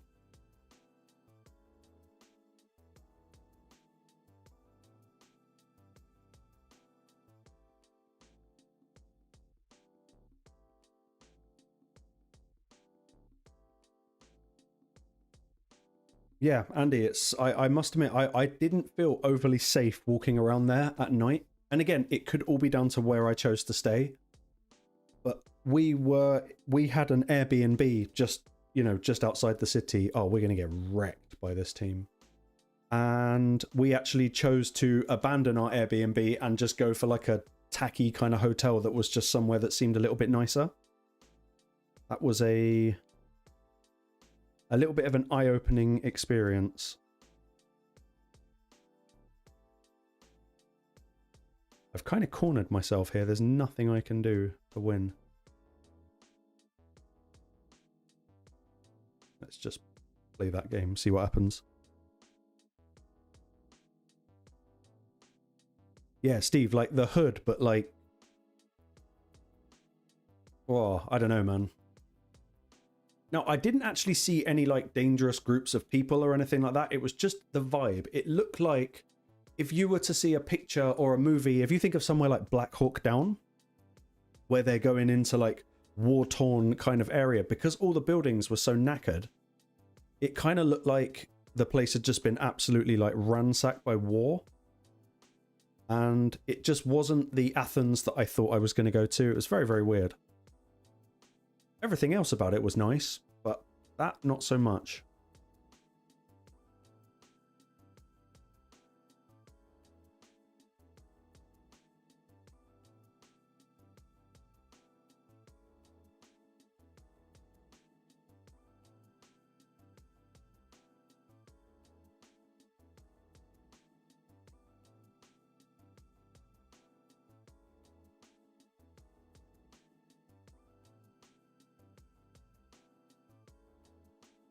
See, Cyprus is nice.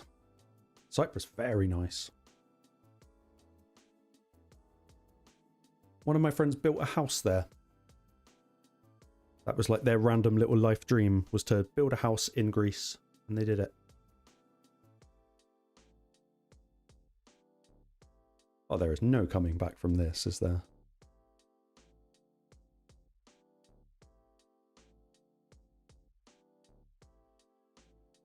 No, we're done. Is he? I didn't know cold brew was from Cyprus. I had no idea.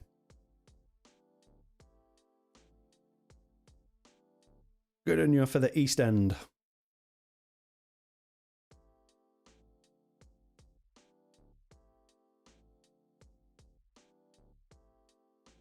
Wrecked.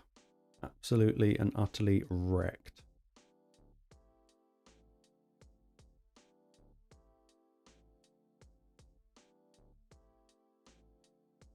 Yeah, right. Greek mythology.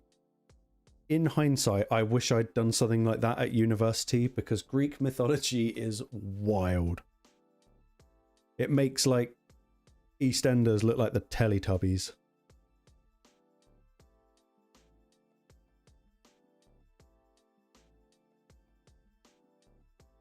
Yeah, Andy, we're going to try something different, but I keep going up against these absolutely dumb, like, high-power teams. So I'm kind of forced into using the same team every time.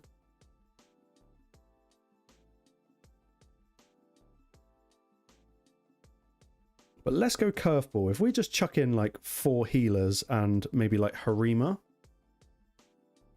that could be kind of fun. But we are going to need some sort of utility in a burn, so I'm going to choose Sulfurion.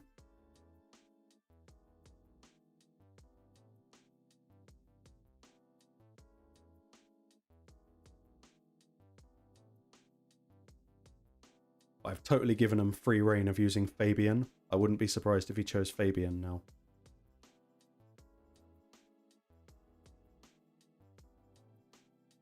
Because the only thing that's going to save me against a Fabian is, well, yeah, affinity with Donny. But if we do...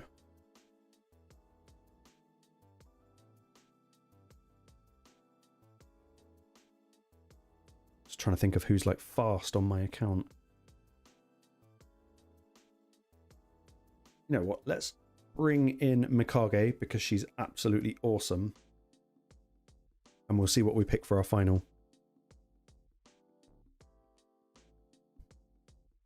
Yeah, now you're a Teletubby. But you get to choose which Teletubby you're going to be. But you can't be the Hoover. Was he called like Nunu or something like that? The good old days.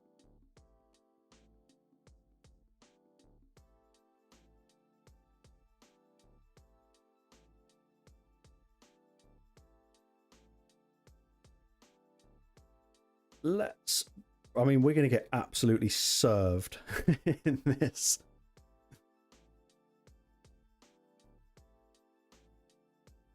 Let's just go tank team. No, I'm actually going to bring in Cardial. Be something a little bit... The person I'm going up against is probably thinking, what is this guy doing? We take away their speed lead. You just never know. If we... Oh, they took away Cardio. I don't think I can win this now. We'll go Resistance on the Aura. But no, they're going to go ahead and Marius is going to end my day.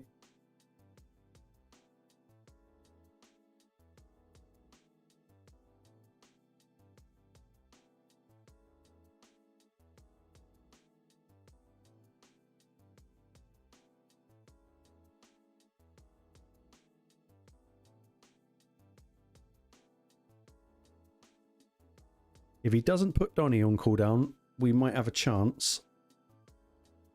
But he put Donny on cooldown. Of course he did. Oh, we're done. We're cooked. I can't change form with Mikage because their Marius will smack us.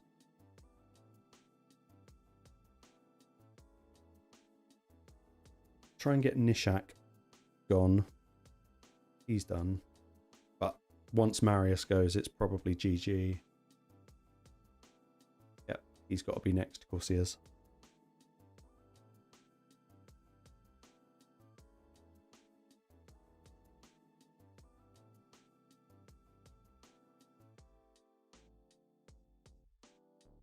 Wow, I thought we would have died there. I think Empress is going to end it for us. Well, congratulations, Mr. Heretic. You got a nice win there.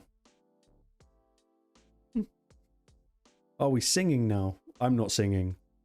If you want singing, you have to go and watch Big Papa Drock. I'm not going to take my shirt off and start singing, no matter how many times I lose in arena.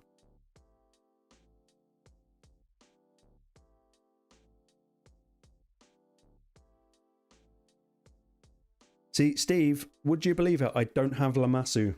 I actually do not have that champion, and it bugs me a lot.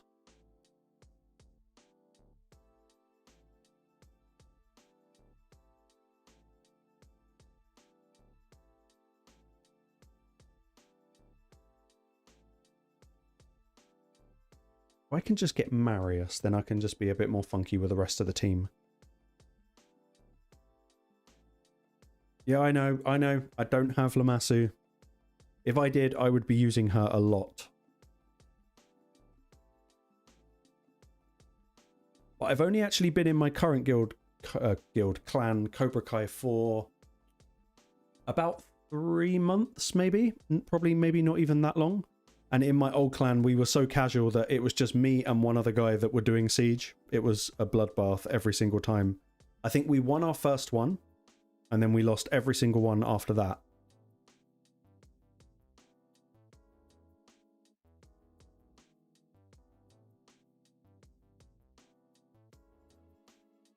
Two more points to get Lamb, so that's rough. Team Daniel, never going to happen. I love Cobra Kai. They're a really good bunch.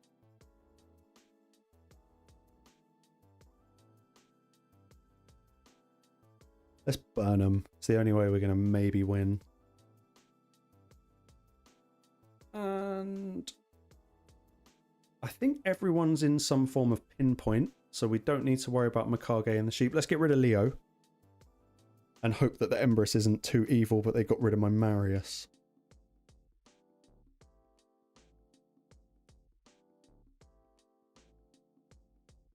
Yeah, it's a siege win champion. It's rough. Any supersonic? No. Okay, we can get the stone skin away. Did we? Yeah, on a couple.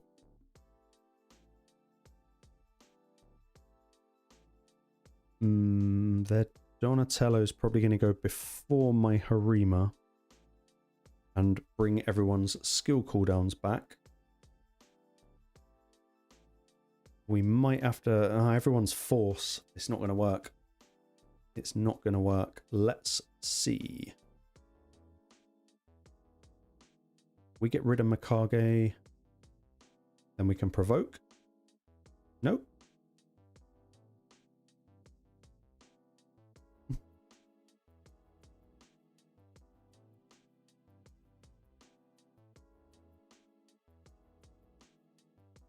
They probably got too much resistance to counter this, but you never know. Oh, no, maybe not. Nice, we get a win. Maybe. Thank you.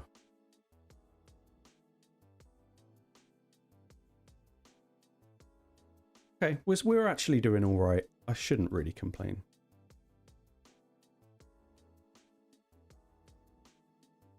Yeah, that actually worked out all right, that one. Sacred Pandas. See, I might as well just exit out.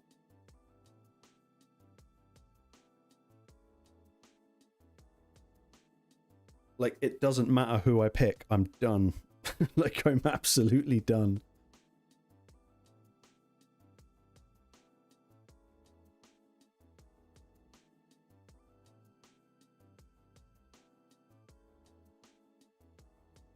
Cool avatar, though. Never seen that. But that's because I am not a whale.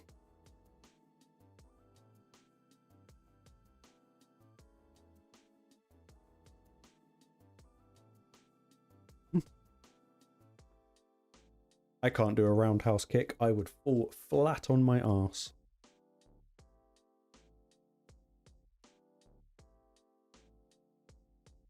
Right, let's weird this guy out. Let's pick a really weird team because we've already lost.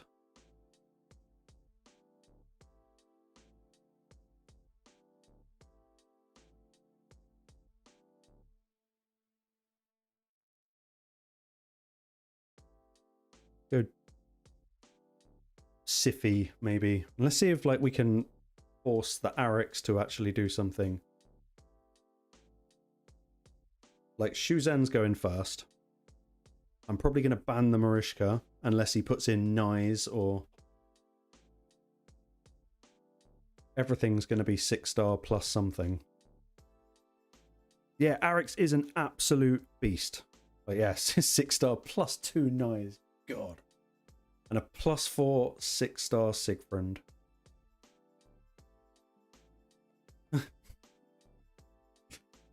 Okay, Harima and...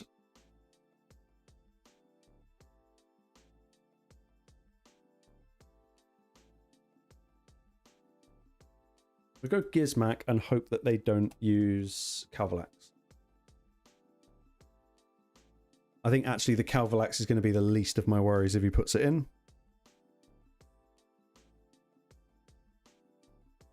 Good to know. So if he's top 100 anything, I am stuffed. Nell. Oh, it doesn't actually matter who I ban. At least if I ban the Mariska, I might actually have a chance to do something. But Shuzen's going to go first, and then I'm going to die.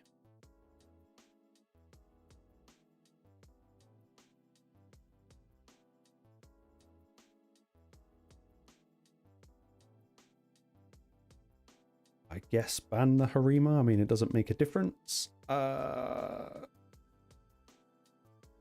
Resistant. I mean, you know, it's done. We're cooked. Yeah, Sunshine. Good video on Lydia on my channel. I like that video.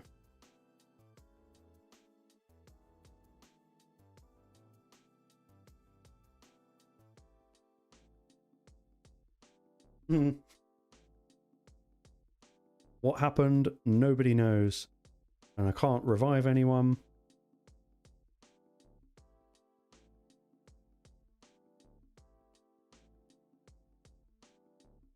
Oh, wow.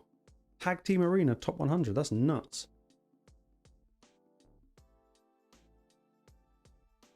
That was rough. I do not like the Sacred Pandas. Wrecked. Right, I need to do something for a minute that's not live arena because that was as I expected it to be.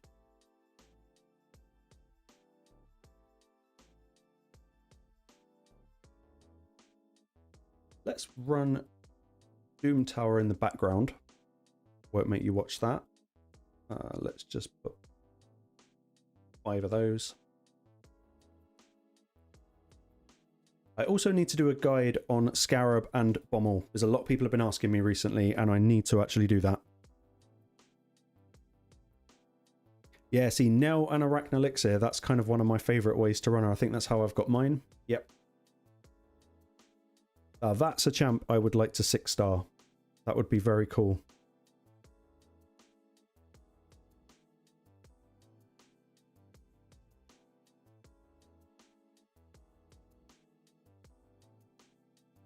Oh yeah, we got all this perception from earlier. Little 10-piece gear cleanse. Crit damage with flat HP, no synergy. Crit rate and resistance, again, they don't really pair. HP and accuracy, that could be a thing, but I would always like to see speed on perception. Crit rate and speed, actually a good combination of stats, but I couldn't keep that because it's 5-star blue. HP flat and crit damage, no. Black gloves, no. Sorry if my head's actually in the way of this gear. Hopefully you can at least see the top 3 stats. Flat defense chest is a no. Flat attack chest is also a no. Resistance, great, but only if you've got speed HP. And attack boots with speed and HP. If that was 6-star, I'd probably roll those. 0 for 10. That's fine. That's how it goes.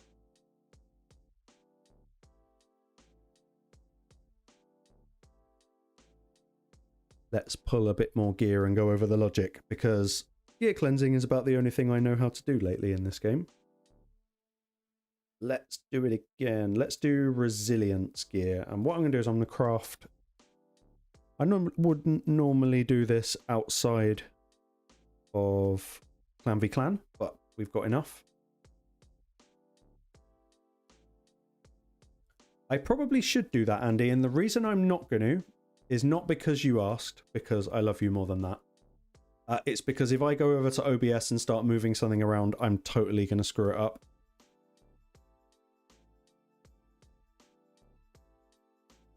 I don't think we're going to craft too much legendary. We've got a couple of bits.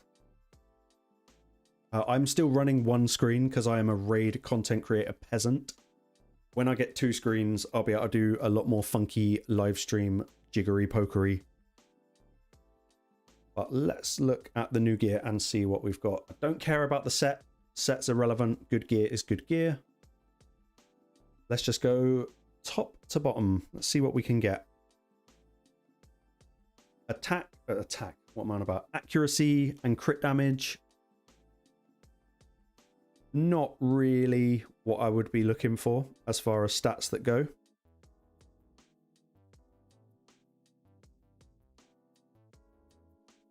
What else have we got? I'm going to ignore stars and rarity as well, because this is more just going to be like thought process. And I know I mentioned to you, Sunshine, about, I'm sure it was you, about synergy. And all that actually means is deciding what a bit of gear is trying to be. So if you get something like resistance, flat HP, and crit damage, then you'd kind of look at it and go, I don't really know what it's trying to be. Like crit rate here, crit rate, resistance, they tend not to pair. With crit rate, you want to see things like crit damage or speed or your attack sort of stat. So whether, you know, for a defense nuker, defense, HP, etc. And the same, like, so this, for example, would be much better synergy. Speed is going to pair with pretty much anything, and we get HP as a percentage, not just as a flat stat. So I would say out of the 3 bits of gear so far, that is a good example of something that actually works with itself. Again, this is ignoring the set. This is just kind of taking it to its simple form. We look at this one. Speed and HP. This is play the game. I'm going to do a video about this. I don't know if anyone's actually ever going to watch it, but I like to play a game. When I look at a bit of gear, I like to order what I think is the most important and beneficial stat on any bit of gear that I'm looking at. So when I would look at this, I would see speed as the #1 stat and probably HP as the #2 stat, attack percentage 3rd, and then flat defense 4th. Like flat stats are always going to be right at the bottom of the pile. So when it comes to actually rolling, if I don't hit speed by level 8, then it just goes in the bin, so long as I've determined that speed is the main stat. Now, if we got rid of speed and just pretended there was crit rate there, then crit rate would then be the #1 stat, and the same rule would apply. I only will keep it if I get something into speed. So that's kind of like the little game I play. I'd say speed #1, HP #2, attack 3, and defense 4. So just roll it up for some giggles. We get the attack. So that's kind of instantly put me off this bit of gear. Now I'm really particular and I would probably bin it at this point. But if we give it a little chance and take it to 8, if we don't hit speed by 8, it's going in the bin. We don't get speed. I would say now that out of the 4 stats, we've just got to roll into the 2 worst stats. So for me, that would just be just a sell. There's no redemption for that bit of gear, and chucking 1,000,000 silver at it isn't going to miraculously turn it into good gear. As for something like this, defense pairs really well with accuracy, because a lot of debuffers, you need them to stay alive. So accuracy is probably the most important stat on this. Crit damage is only really useful if we're going to see some crit rate enter the mix, or maybe alongside, you know, something like attack percentage. But once again, I will kind of make this into a thing, and I would go accuracy is the #1 stat, defense #2, crit damage #3. So I'd apply the same rules. If I haven't hit accuracy by 2, I would by level 8, I wouldn't keep it. Defense, that's not too bad.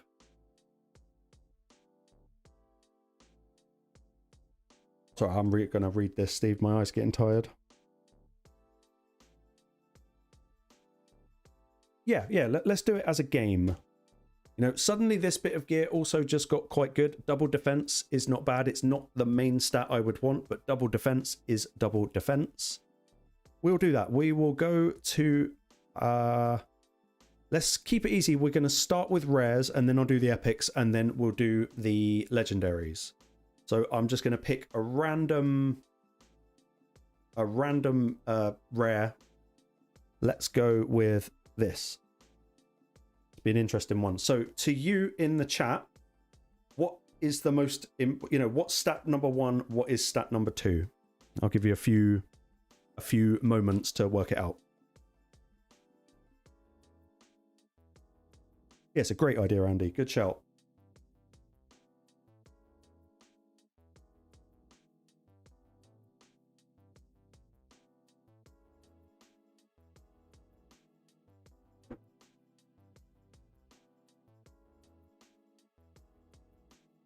Give it a little bit longer.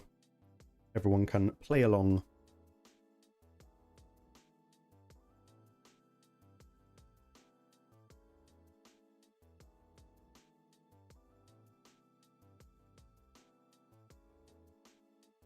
Should have a little countdown clock.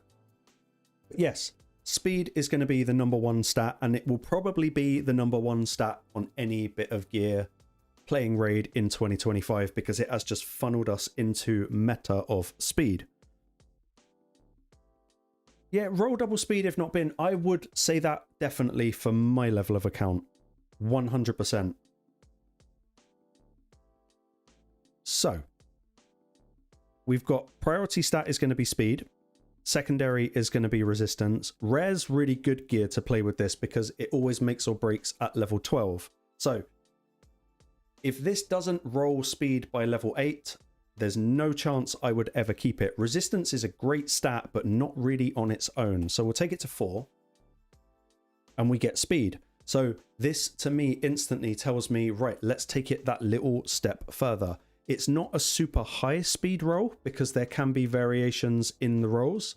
But for me, that would be worth taking to 8. Let's see what happens. We get double speed. Suddenly, it's actually a good bit of gear.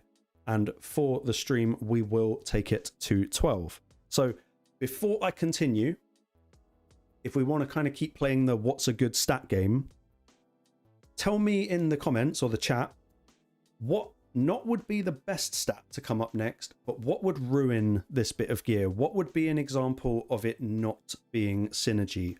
What does not pair with speed or resistance? I'll give it a minute in the chat.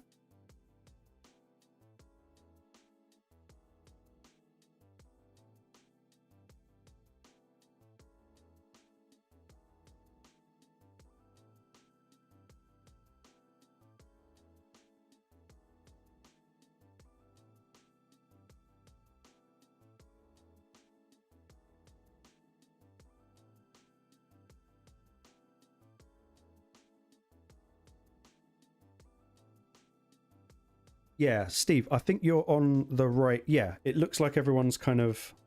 Yeah. Now, we couldn't get attack because it's a shield, but we're just going to ignore that for now. But that would be exactly right. Something like attack is not going to bring this gear any value whatsoever. Because right now, if we look at the main stat, we've got defense. So that, to me, obviously, we're going to have that on a shield anyway. But let's just pretend it's any bit of gear. Main stat defense is going to pair really well with speed and resistance.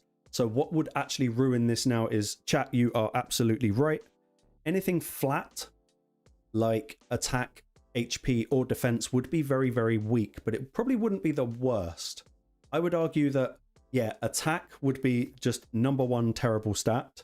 Crit damage, I think, would also be a bit of a deal breaker for me. I really wouldn't want to see crit damage pop out because that has no synergy with the rest of the gear. So I will take it to 12. But what I would like to see would be defense percentage or HP percentage. That would make this gear a lot more exciting, in my opinion. And yeah, great shout, Andy. But yeah, flat stats. So we got crit damage. And I would argue, for me personally, that would be the worst outcome. It's quite a high crit damage roll. But suddenly, this bit of gear no longer knows what it's trying to be. It's just hit crit damage, and even though if you're early game, I'm not going to say, right, sell this bit of gear because double speed is double speed regardless, but it just became not very good. And that is just the brutal reality of rolling gear. We'll do it again with another rare because why not? I will just pick, I'll stick to top row because there's less variation. But let's go for this helm here. Now, this would be an interesting one. Let's start with the game of what's the most important stat, and then what's the second most important out of what we've got there.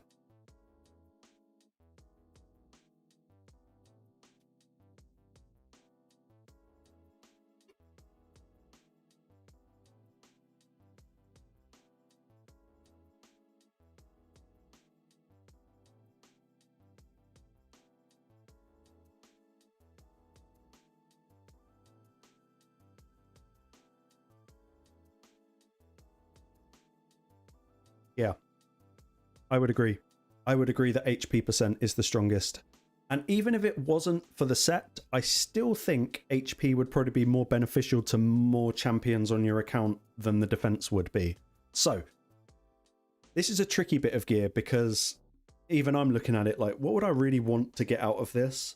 I would probably accept any combination, but I think HP would be my preferred. So I'm going to roll to 4 and see what we get. We do get HP. That's a pretty nice bonus for me. So I'm instantly going to take it to 8. Cool. We get double HP. So for you guys in chat, what would be the best stat that could now pop out? If you could pick what stat was going to come out, what would make it the best bit of gear that we could possibly have? Yeah, the double rolls have been real tonight. This is great.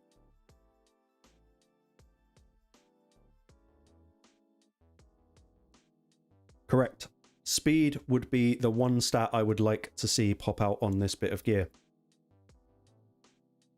And just like with the last bit of gear, the worst stats would be things like attack now, because attack, if you ever get a bit of gear with attack and defense on it, a lot of the time that's usually a cue for me to delete the bit of gear. Not in every situation, but I'm going to take it to 12. And yeah, we want speed. But is there anything else I would accept? Maybe resistance. Maybe I think that might be a small redemption. But yeah, exactly, Andy. I think resistance, speed number 1, resistance number 2. Let's see what we get. Flat attack. That's just about as bad as it could possibly get. So that would now tell me this bit of gear is going to bring me no value whatsoever. So once again, for me, that is a delete. I don't know, I might have accuracy. I was pondering accuracy in my head and where I might stand on accuracy. I tend not to like have... that's not a sentence. I tend to not like having accuracy if there is no speed. Because accuracy, debuffer needs speed. Let's go for an epic. Let's up the ante a little bit. This one will be interesting. So once again, because I'm going to quickly run to the bathroom and leave you on this really exciting bit of gear here. Top stat, second stat, third stat, go.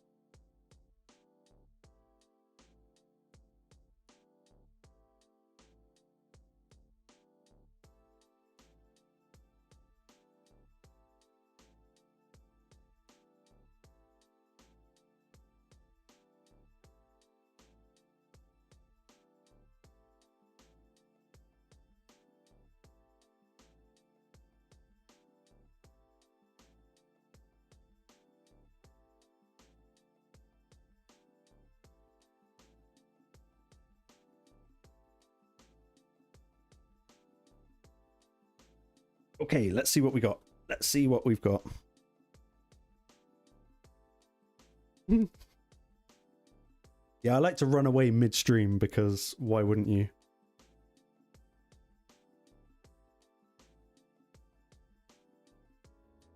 To just touch on something that someone said in the chat a little while ago, it was Gabriel.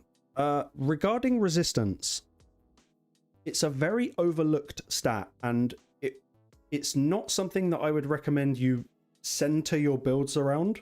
But if there's, I don't think there's anything more annoying in this game, maybe except for Live Arena, that you're just about to take a turn and you get debuffed or provoked or stunned. And I really like resistance as my little backup bumper so that I can just push the chance of that happening away. So I don't delete gear that's got resistance on it. I think it's a criminally underrated stat. But yes, as everyone said in the chat, that is exactly right. I would say speed first, crit rate second, accuracy third. And this is if we're ignoring what the set is. So we are going to roll up to 4. We get speed. Solid. Absolutely solid. Now, here's another question for you guys. Is there a stat that we could roll into now that would actually change your mind and make you delete the bit of gear? That's maybe something to consider.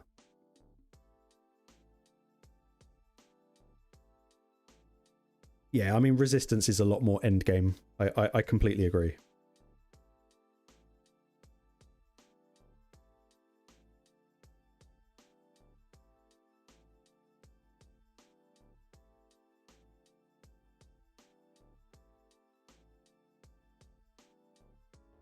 Yeah, I would agree, Steve. I don't really think there's anything that this gear could do that would be considered bad at this point. I would take any of those. Literally any. My ideal would be double speed, obviously, and then maybe a triple speed. But if I got crit rate or accuracy, I would still like this bit of gear. Whoops, so I'm going to take it to level 8.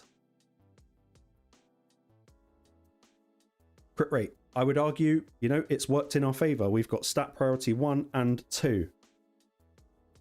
Now, I'm going to take this to 12. And my question to you would be the same thing again. Is there anything that could actually ruin this bit of gear? Because in my personal opinion, this is a good bit of gear. There is nothing wrong with this gear. For my account, no. But for any other account, like a lower leveler account, there is nothing wrong here.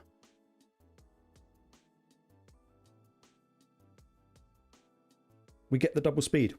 That's solid. That's, you know, if you're ever like, I don't know what to keep that bit of gear.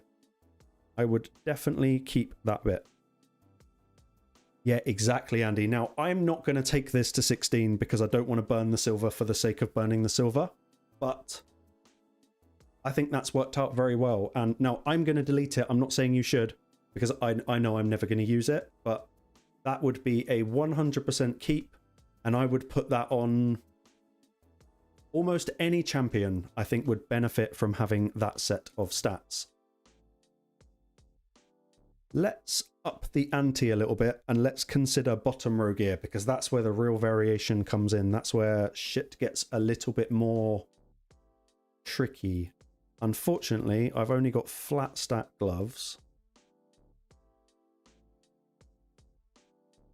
Let's do this. While we're on the subject of resistance, what's wrong with this bit of gear?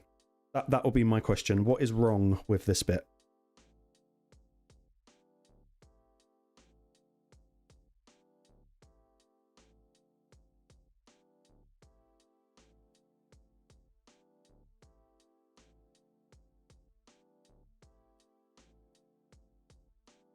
Yep, the flat def is a massive problem, but I actually would argue it's not the worst stat we've got so far. I can't really see any scenario where attack percentage and resistance are gonna pair or synergize with each other.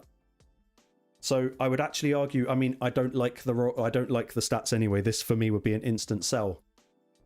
But technically the flat defense synergizes better with resistance than attack percentage does. Even though attack percentage on paper is the stronger stat, in this particular example, it's not really doing it. But actually, that's spot on, Sunshine. What's actually wrong with this bit of gear so far is there's no speed. Now, if you're running resistance as a stat that you're trying to stack, you're going to need to be going quite fast. So if it was a rare bit of gear like we're seeing here, I probably wouldn't even bother rolling it. Like, not even to level 4 unless there was speed on it. And I mean speed in the first 2 stats, so that if we get incredibly lucky, we might at least walk away with a double speed. So I would argue attack is the worst stat that we could get on this. And then I'm gonna roll it for the sake of the video, because gear can change after level 8, like 100%. But taking it to 4, technically we got the better of the 2 stats. Now, I'm going to keep rolling, even though this would be an instant sell. And we get a spread set of stats. This is where shit gets really undesirable. Now, I'm going to take it to 12 for the video. So my question to chat is there any redemption for this bit of gear? Is there a single stat that could pop up that would actually make this bit of gear any good? I think you know the answer.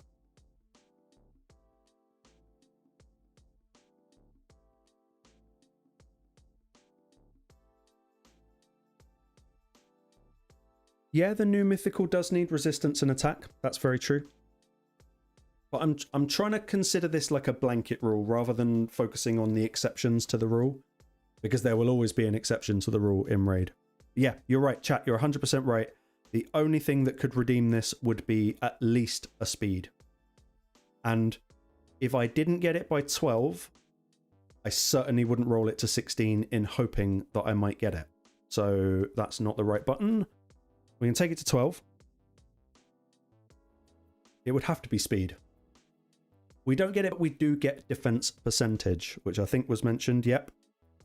So for me, and I would actually argue for everyone, this would probably be a sell. There's not really much redemption going on here.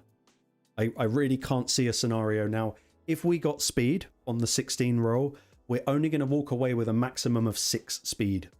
It's just not quite enough for something like a resistance chest. So that one goes straight in the bin. That's just how we've got to do things. Now let's think of, we go back up to the top. And what we're going to do is we're going to pick on the legendary. And this is an interesting one. So in chat, what is the best stat that's on here? And then, you know, what's the second, third, and then finally the last stat on here? In any order.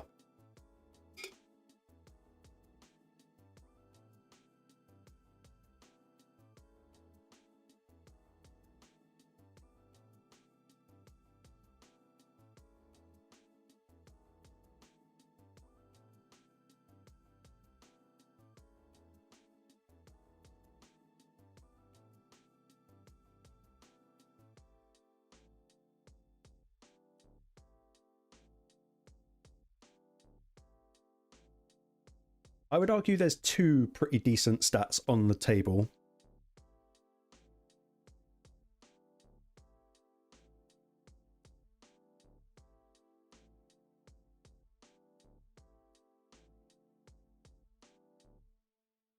I see a lot of people are saying crit damage, and I'm going to disagree. I'm actually going to disagree. I would argue that it goes defense, accuracy, and then probably crit damage and HP flat last. That would probably be... I mean, ultimately it would depend on what you're trying to build and who you're building. But I think number 1 stat is defense. Number 2 is going to be accuracy, even though there is no speed. But crit damage, I don't think it's really bringing much to the table in this. Yeah, I mean, it's a complete crapshoot. It's a terrible bit of gear. Like, it's more of a trick question than anything else. There's really nothing going on for this bit of gear. But if we start to look at it as defense synergizes with accuracy, defense also synergizes quite nicely with HP, even if it is flat. Crit damage only really works with defense on here if we're building for maybe a defense-based nuker, because there is literally 0 purpose in having crit damage if you've not already stacked your crit rate. So if crit rate was on here, this would be a whole different bit of gear, like a completely different kind of bit of gear. So we're going to do the same thing. We're going to roll it to 4. And for me, I would be very unforgiving with a bit of gear like this. It would have to roll fucking diamonds out of its arse for it to be actually remotely beneficial. So I'll give it to level 8. And if I didn't get defense or accuracy, I don't think there's any coming back from this one. And we get flat HP.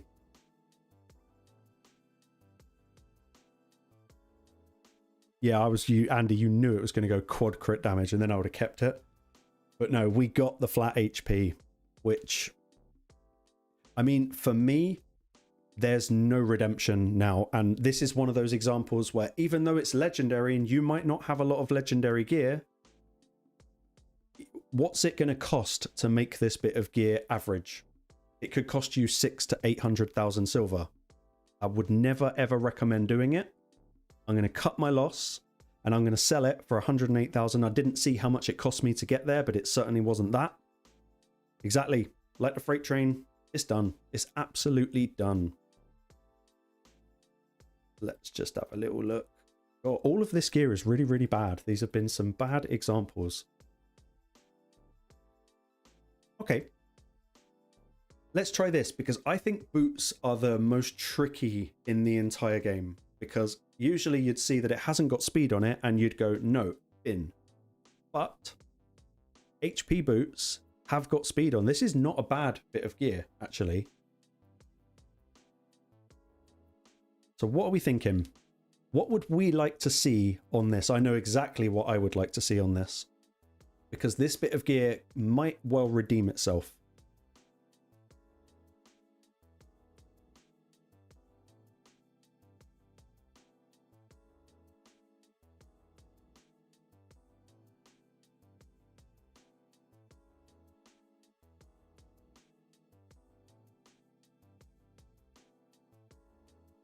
Yep, I think everyone's kind of nailed it. I would not say attack, believe it or not. HP percent boots are going to go on a tank, essentially. There's not going to be many scenarios where you're going to use HP boots, unless you're trying to build something incredibly slow, because 9 times out of 10, you take boots that have got speed stat on them. However, as someone mentioned, if this goes into crit, sorry, ignore that. If this goes into speed, then something quite interesting could happen. If the raid gods were really kind to us and we rolled a quad speed, let's just lowball it and say that would give us 20 speed. We could get very lucky on an ascension and get another 9 speed, which would bring us to 29 speed. It's not as good as a pair of speed boots. However, it would be 29 speed plus 50% HP. That would be absolutely brilliant for almost any account. So my order would be speed number 1, crit rate number 2, attack 3rd, and HP in the 4th and worst slot. So I'm going to go up in 4s. I think that's going to be the best way to play this.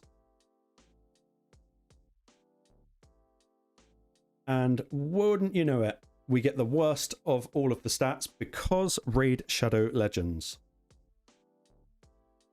Yeah, exactly, Andy. It's not far from an actual pair of speed boots if it goes that way.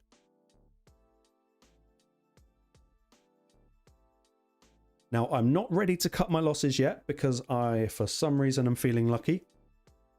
Yeah, no, Steve, you're right. It is a 100% sell because there's no real redemption here apart from a lucky triple speed. So I would take it to 8 because that's not going to be very expensive to do it. And if I haven't hit speed by level 8, bin. Like, it's the only way for it to go. But we get speed, so all of a sudden, what do we do now? That's where gear rolling becomes kind of tricky. And I would argue that it's also changed the order of what the most important stats on this bit of gear are. Suddenly the attack is absolutely useless. Like it's gone from 3rd place to 4th place. And even crit rate is now no longer really much benefit to me. I would argue that speed and HP flat are now the top 2 available stats on this bit of gear. I mean, it's not a very good bit of gear, but we're rolling for the mind games. Exactly. It is bait. This is 100% bait. I'm just doing it as an example. I would have put this pair of boots in the bin without even rolling them to 4. But it's all about learning to recognize how a bit of gear can suddenly change based on 2 rolls. In fact, the straight up worst stat on the bit of gear is now the 2nd best stat on the bit of gear. It's weird like that. I'm going to take it to 12 just for the video. And if it doesn't hit speed, bin. I mean, it's going in the bin anyway, but if it doesn't hit speed, I would never invest even another single single silver into it. No, we're done. That's a weird spread of stats. The synergy has just fallen away. Yeah, teaching scenario. Yeah, not me just gambling. A little bit of gambling. I don't think anything else. Okay, this is more fun. Let's go with this.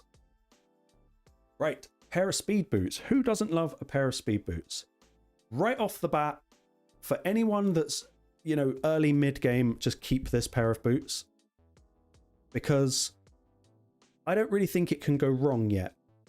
Like, I never would do this, but I would say you could even take this straight to 8. Because both of those stats are going to be very good for the pair of boots. That's some decent synergy going on here. Yeah, I know it's going in the bin, but once again, I look at what I want, and it is kind of giving me what I want. It's not enough of what I want, but I'm gonna chance it for the video. I'm just gonna roll it. What I really want is defense, which we get. Very nice. And then when I take it to 8, I want more defense. That's all I actually want on this bit of gear. The crit rate is now a little bit boring. Plus, it's an incredibly low roll. But yeah, this is an early game bit of gear, and I mean, it's so going in the bin. But I'm actually going to take it to 12 because I am a sucker for pain. But let's just see what happens here, because if it does roll into crit rate, all of a sudden we're having an identity crisis. But we get double defense. This is now not a bad pair of boots. I don't care that it's rare. I don't care that it's 5-star. I'm looking at what stats are popping out. So I hand it over to you, chat. What would be the best stat that could possibly come up now? I can think maybe of 2 stats that would be quite good for this. So what would be the best 2 stats do you think that could possibly come out of this?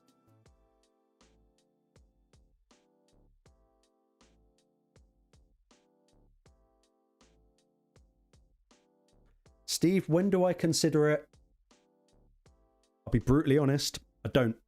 I find the whole time I'm hung up on what set it is, it's kind of interfering with my process of elimination with gear. But that there would be an exception to that rule, and that would be if I was in something incredibly rare. So lethal, merciless, and maybe feral. That would probably be just about the only things where I would consider the set.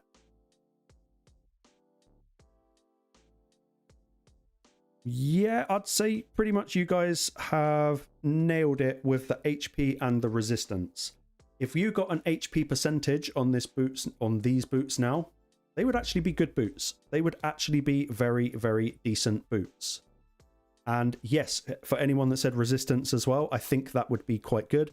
Probably not on a 5-star pair of boots, but let's just pretend that it's in the best set that you can get, and they are gloriously 6-star. So I'm going to take it to 12 and let's see what happens. I want HP percent. I want resistance. I would accept accuracy. I would definitely accept accuracy, but there's not a single other stat that I would actually want to appear on this bit of gear. We get accuracy. That's not bad. Think of your debuffers. You've got defense to keep them alive. You've got speed so they can actually do their thing. And we've got a little bit of accuracy. So once again, they can actually do their thing. Again, if I was early game, that's a solid pair of boots, and I would actually take it up to level 16. I just would. There's nothing wrong with everything that you're seeing on screen here. That right there is synergy. That is a debuffer's dream pair of boots.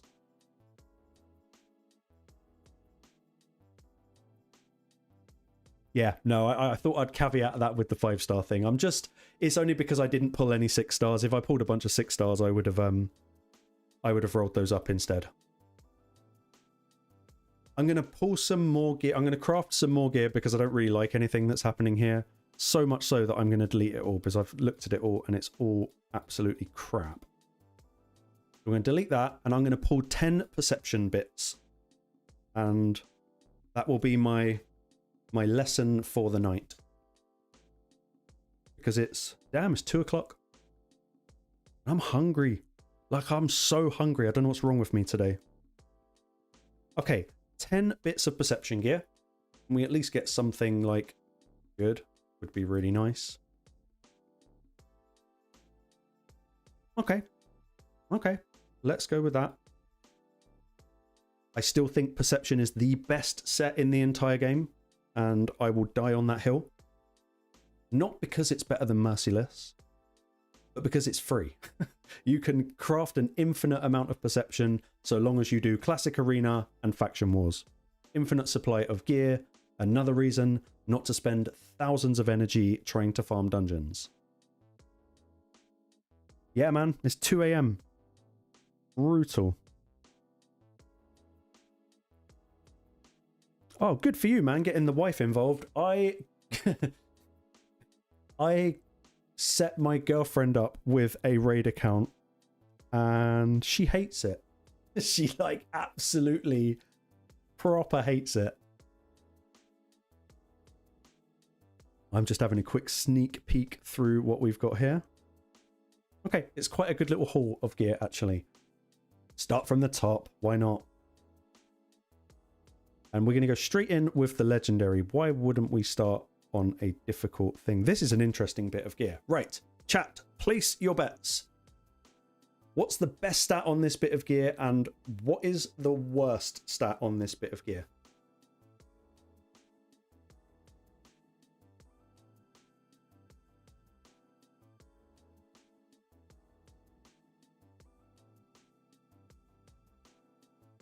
Worst gear, in my opinion. If you mean gear set.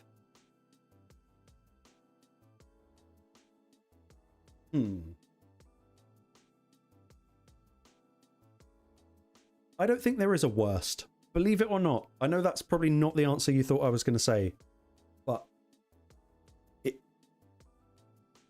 if I pulled a mythical bit of like life gear, which you would think would be for like an early game HP sort of defensey tanky based champion. Let's say I pulled a mythical bit of life, but it had attack %, crit rate, crit damage and speed on it. It'd be one of the best bits of gear on my account. So I don't know if I believe in what is the worst set, which I know trumps my whole argument on something being the best set. But I only say Perception is the best because it's very accessible to almost every player.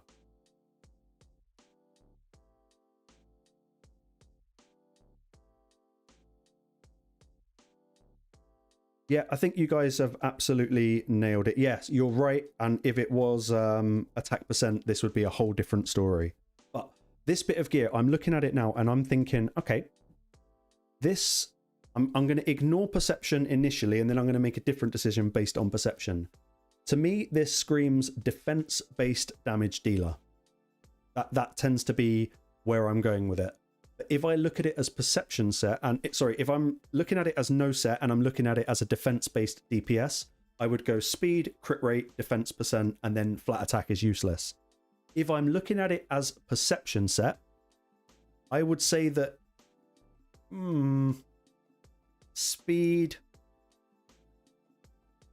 I don't know, maybe defense then crit rate? I don't really know. Maybe it's kind of the same, but we roll it to 4 and we see just what's going to happen here. Yeah, right. Whoever said Fury, you might actually be right. Fury is the worst freaking set in the game. Yeah, I take back everything I said. Ignore everything I said. Fury absolutely sucks. Facts. Oh.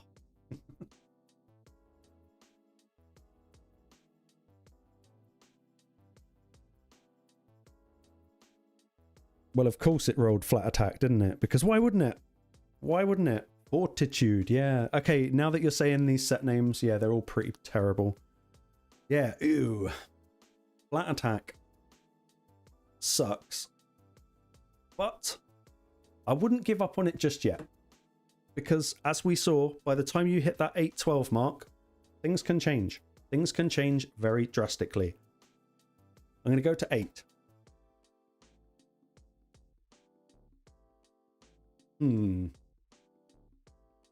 If ever there was a bit of gear that just had a midlife crisis, this would be it. I'm trying to work out if I think the crit rate redeemed it. I actually think it did. Here's why. I don't remember what it was before, whether it was 5% crit or 6% crit. I'm not entirely sure. But it is actually quite a high roll into crit rate. It could have gone to 9. If it was 5, it could have gone to 9%. It could have gone to 10%, but it's actually gone to 11%. Listen to me cope my way through this. But I would actually argue that it's not so bad. Now, for the video, we go to 12. Otherwise, this would be straight in the bloody bin. Okay, so it was 5 originally. Okay. That's not a bad crit rate roll. I'm going to take it to 12. It's either... Suddenly, I think the defense percent has become a bit useless, as has the attack. I would really want to see another roll into crit rate. But I would accept a speed roll. I never thought I'd say that, but I would accept a speed roll. Let's see what happens. Double crit rate. At 16%, we gained, I mean, not a whole lot, 11%, but it is only 5-star gear. I don't know. Again, if I was early game, I wouldn't delete this bit of gear. It's covering all the bases that I need. It's got decent synergy, I guess, with itself now. There's nothing wrong with it. I'm not going to take it to 16, and I probably wouldn't recommend anyone take it to 16. If it had gone single speed, double crit rate, take it to 16, but... Was it 6? Oh, 6 was the original, I can't remember. I don't know. Yeah. I would keep it. If I was early game, I'd keep it. At the end of the day, it's perception. So if you pair it with another piece, you're automatically getting 40 accuracy. Nothing wrong with that. As well as a little bit more speed, which would probably equate to bringing this piece up to about 10 speed in total. That was a weird one. The flat attack completely killed it. But that was not too bad. I'm going to sell it because I will never use it. Ooh, what have we got here? Okay. Rewind. I can't rewind. I can't turn back time. If I did, I would have never bought shards ever. Ever. Right. This bit of gear. I think we know what the main stat is that we want to be. I probably wouldn't keep this bit of gear. So like me, late end game player, I'm not going to just disregard something just because it's rare. I think if you do that, you are denying yourself gear. But a double speed would be very nice. I don't want a double HP. That brings me nothing. For me and my account, it would be double speed or bust. One of each would be good for progression. See where it goes. Thank you, Andy, for rewinding it. And we get speed. It's not a very high roll. I'd have liked to have seen that bump to 12. But obviously not. This is one of those examples where I don't need to take it to 12 to see if I like it or not. Because if I take it to 8 and I don't have a double speed, bin. Let's see if we're lucky. We get double speed. Suddenly, it's not a bad bit of gear. Now I'm asking myself the question, is there any stat that could appear on this that would make me personally keep this bit of gear? And there is actually one. If you can guess what it is, I am all ears.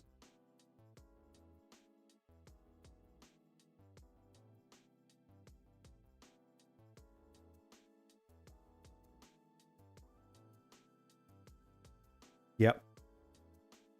I'm probably going to pronounce your name wrong. Is it Rayquan TV?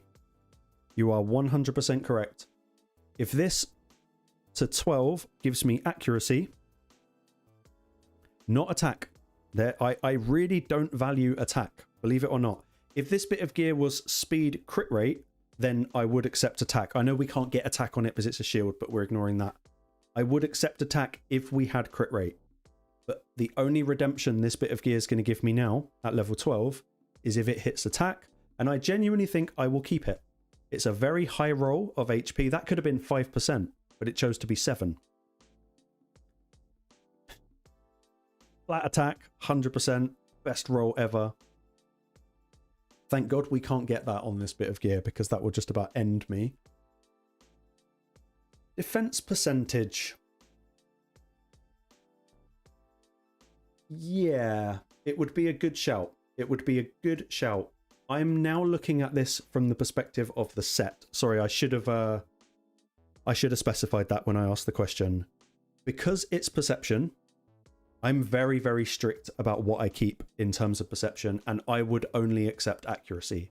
But defense percent would be an ace stat to get on this, as would resistance, believe it or not. You'd be looking at an incredibly tanky bit of gear. Sorted. I've kept a bit of gear. I don't see any reason for me to delete this bit of gear. There's nothing wrong with this. That's solid. That's super cool. If you're ever looking at a bit of gear thinking, is it worth taking to 16? There. I would argue that maybe there's an argument to take it to 16. I wouldn't. But, you know, best case scenario, I get defense, like you said there. Yeah, sorry, Steve. I am now considering the set only because the stats lined up and I thought I might actually keep this bit of gear. If we were looking at it from a pure stat perspective, I would actually still argue it's a good bit of gear. And I'm not going to roll it to 16, but I'm thinking of what I would like to see. And it probably would be defense percentage or crit rate. Those are probably the two I would accept. Resistance third, but I wouldn't be very happy if it rolled resistance in this scenario. I am not taking it to 16 because I like silver. But that is a solid bit of gear. There's nothing wrong with that bit of gear. That's a great bit of gear, especially as what did it cost me? Like a quarter of a Faction Wars run and probably 2 rounds of Classic Arena. Absolutely awesome. I like it when stuff like that happens. We are going to do one more and then I am going to go to bed because I am a tired dude right now. Right, let's look at this bit of gear. And in this example, we're thinking about perception set. That's what we're going to do. We're going to treat it like perception set. We're not just looking at stats, we're now looking at set as well. What would be the #1 roll for this bit of gear?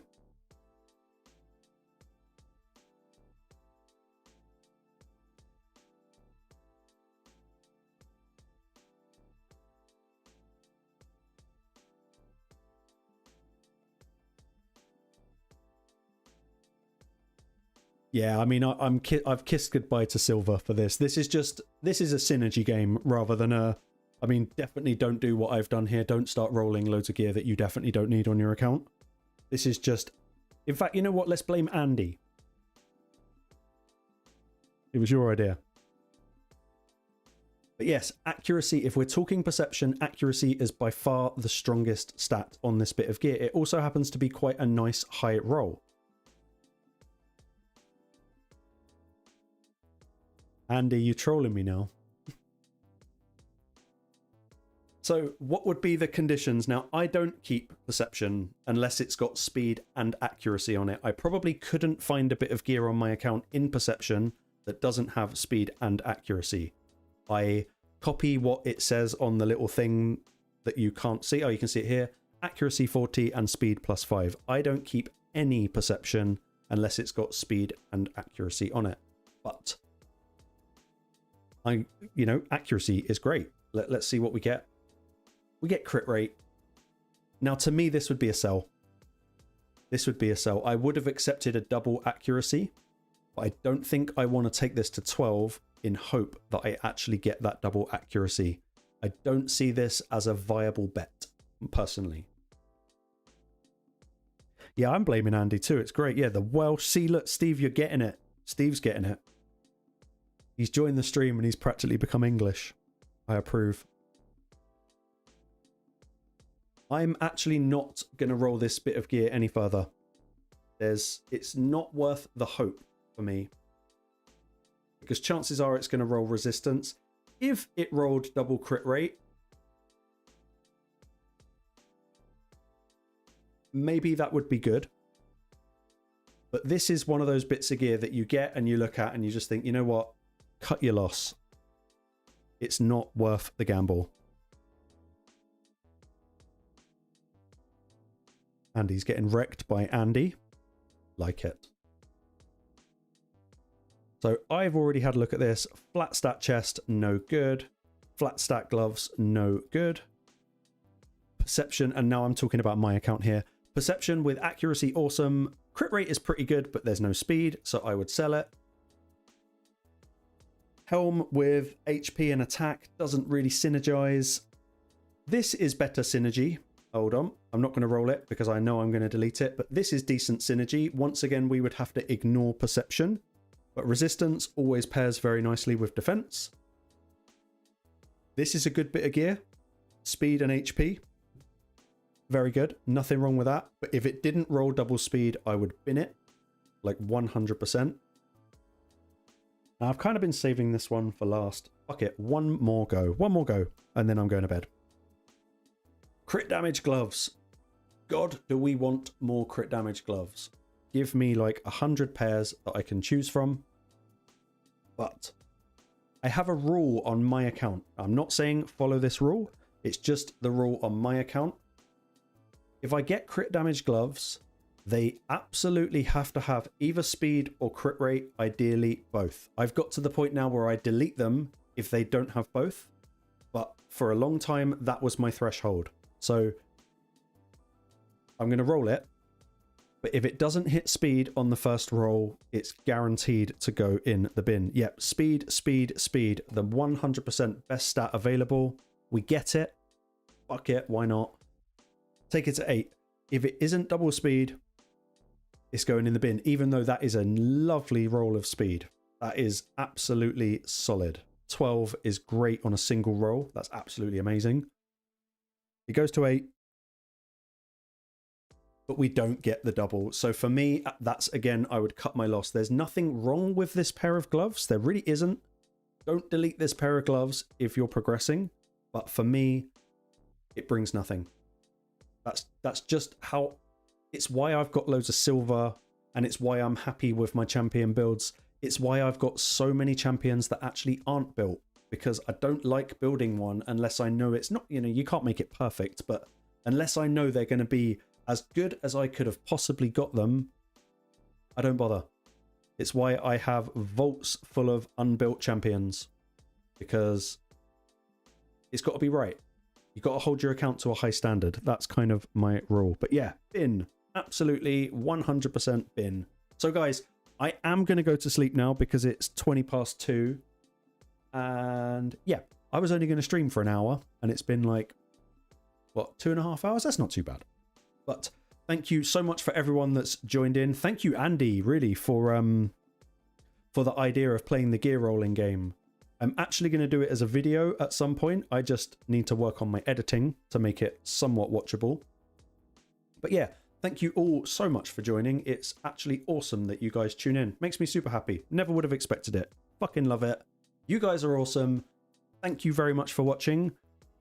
Do I have a video coming out tomorrow? I might have a Vizix video coming out tomorrow. If it's not tomorrow, it'll be Tuesday. Love you all, guys, and I will see you soon. Laters.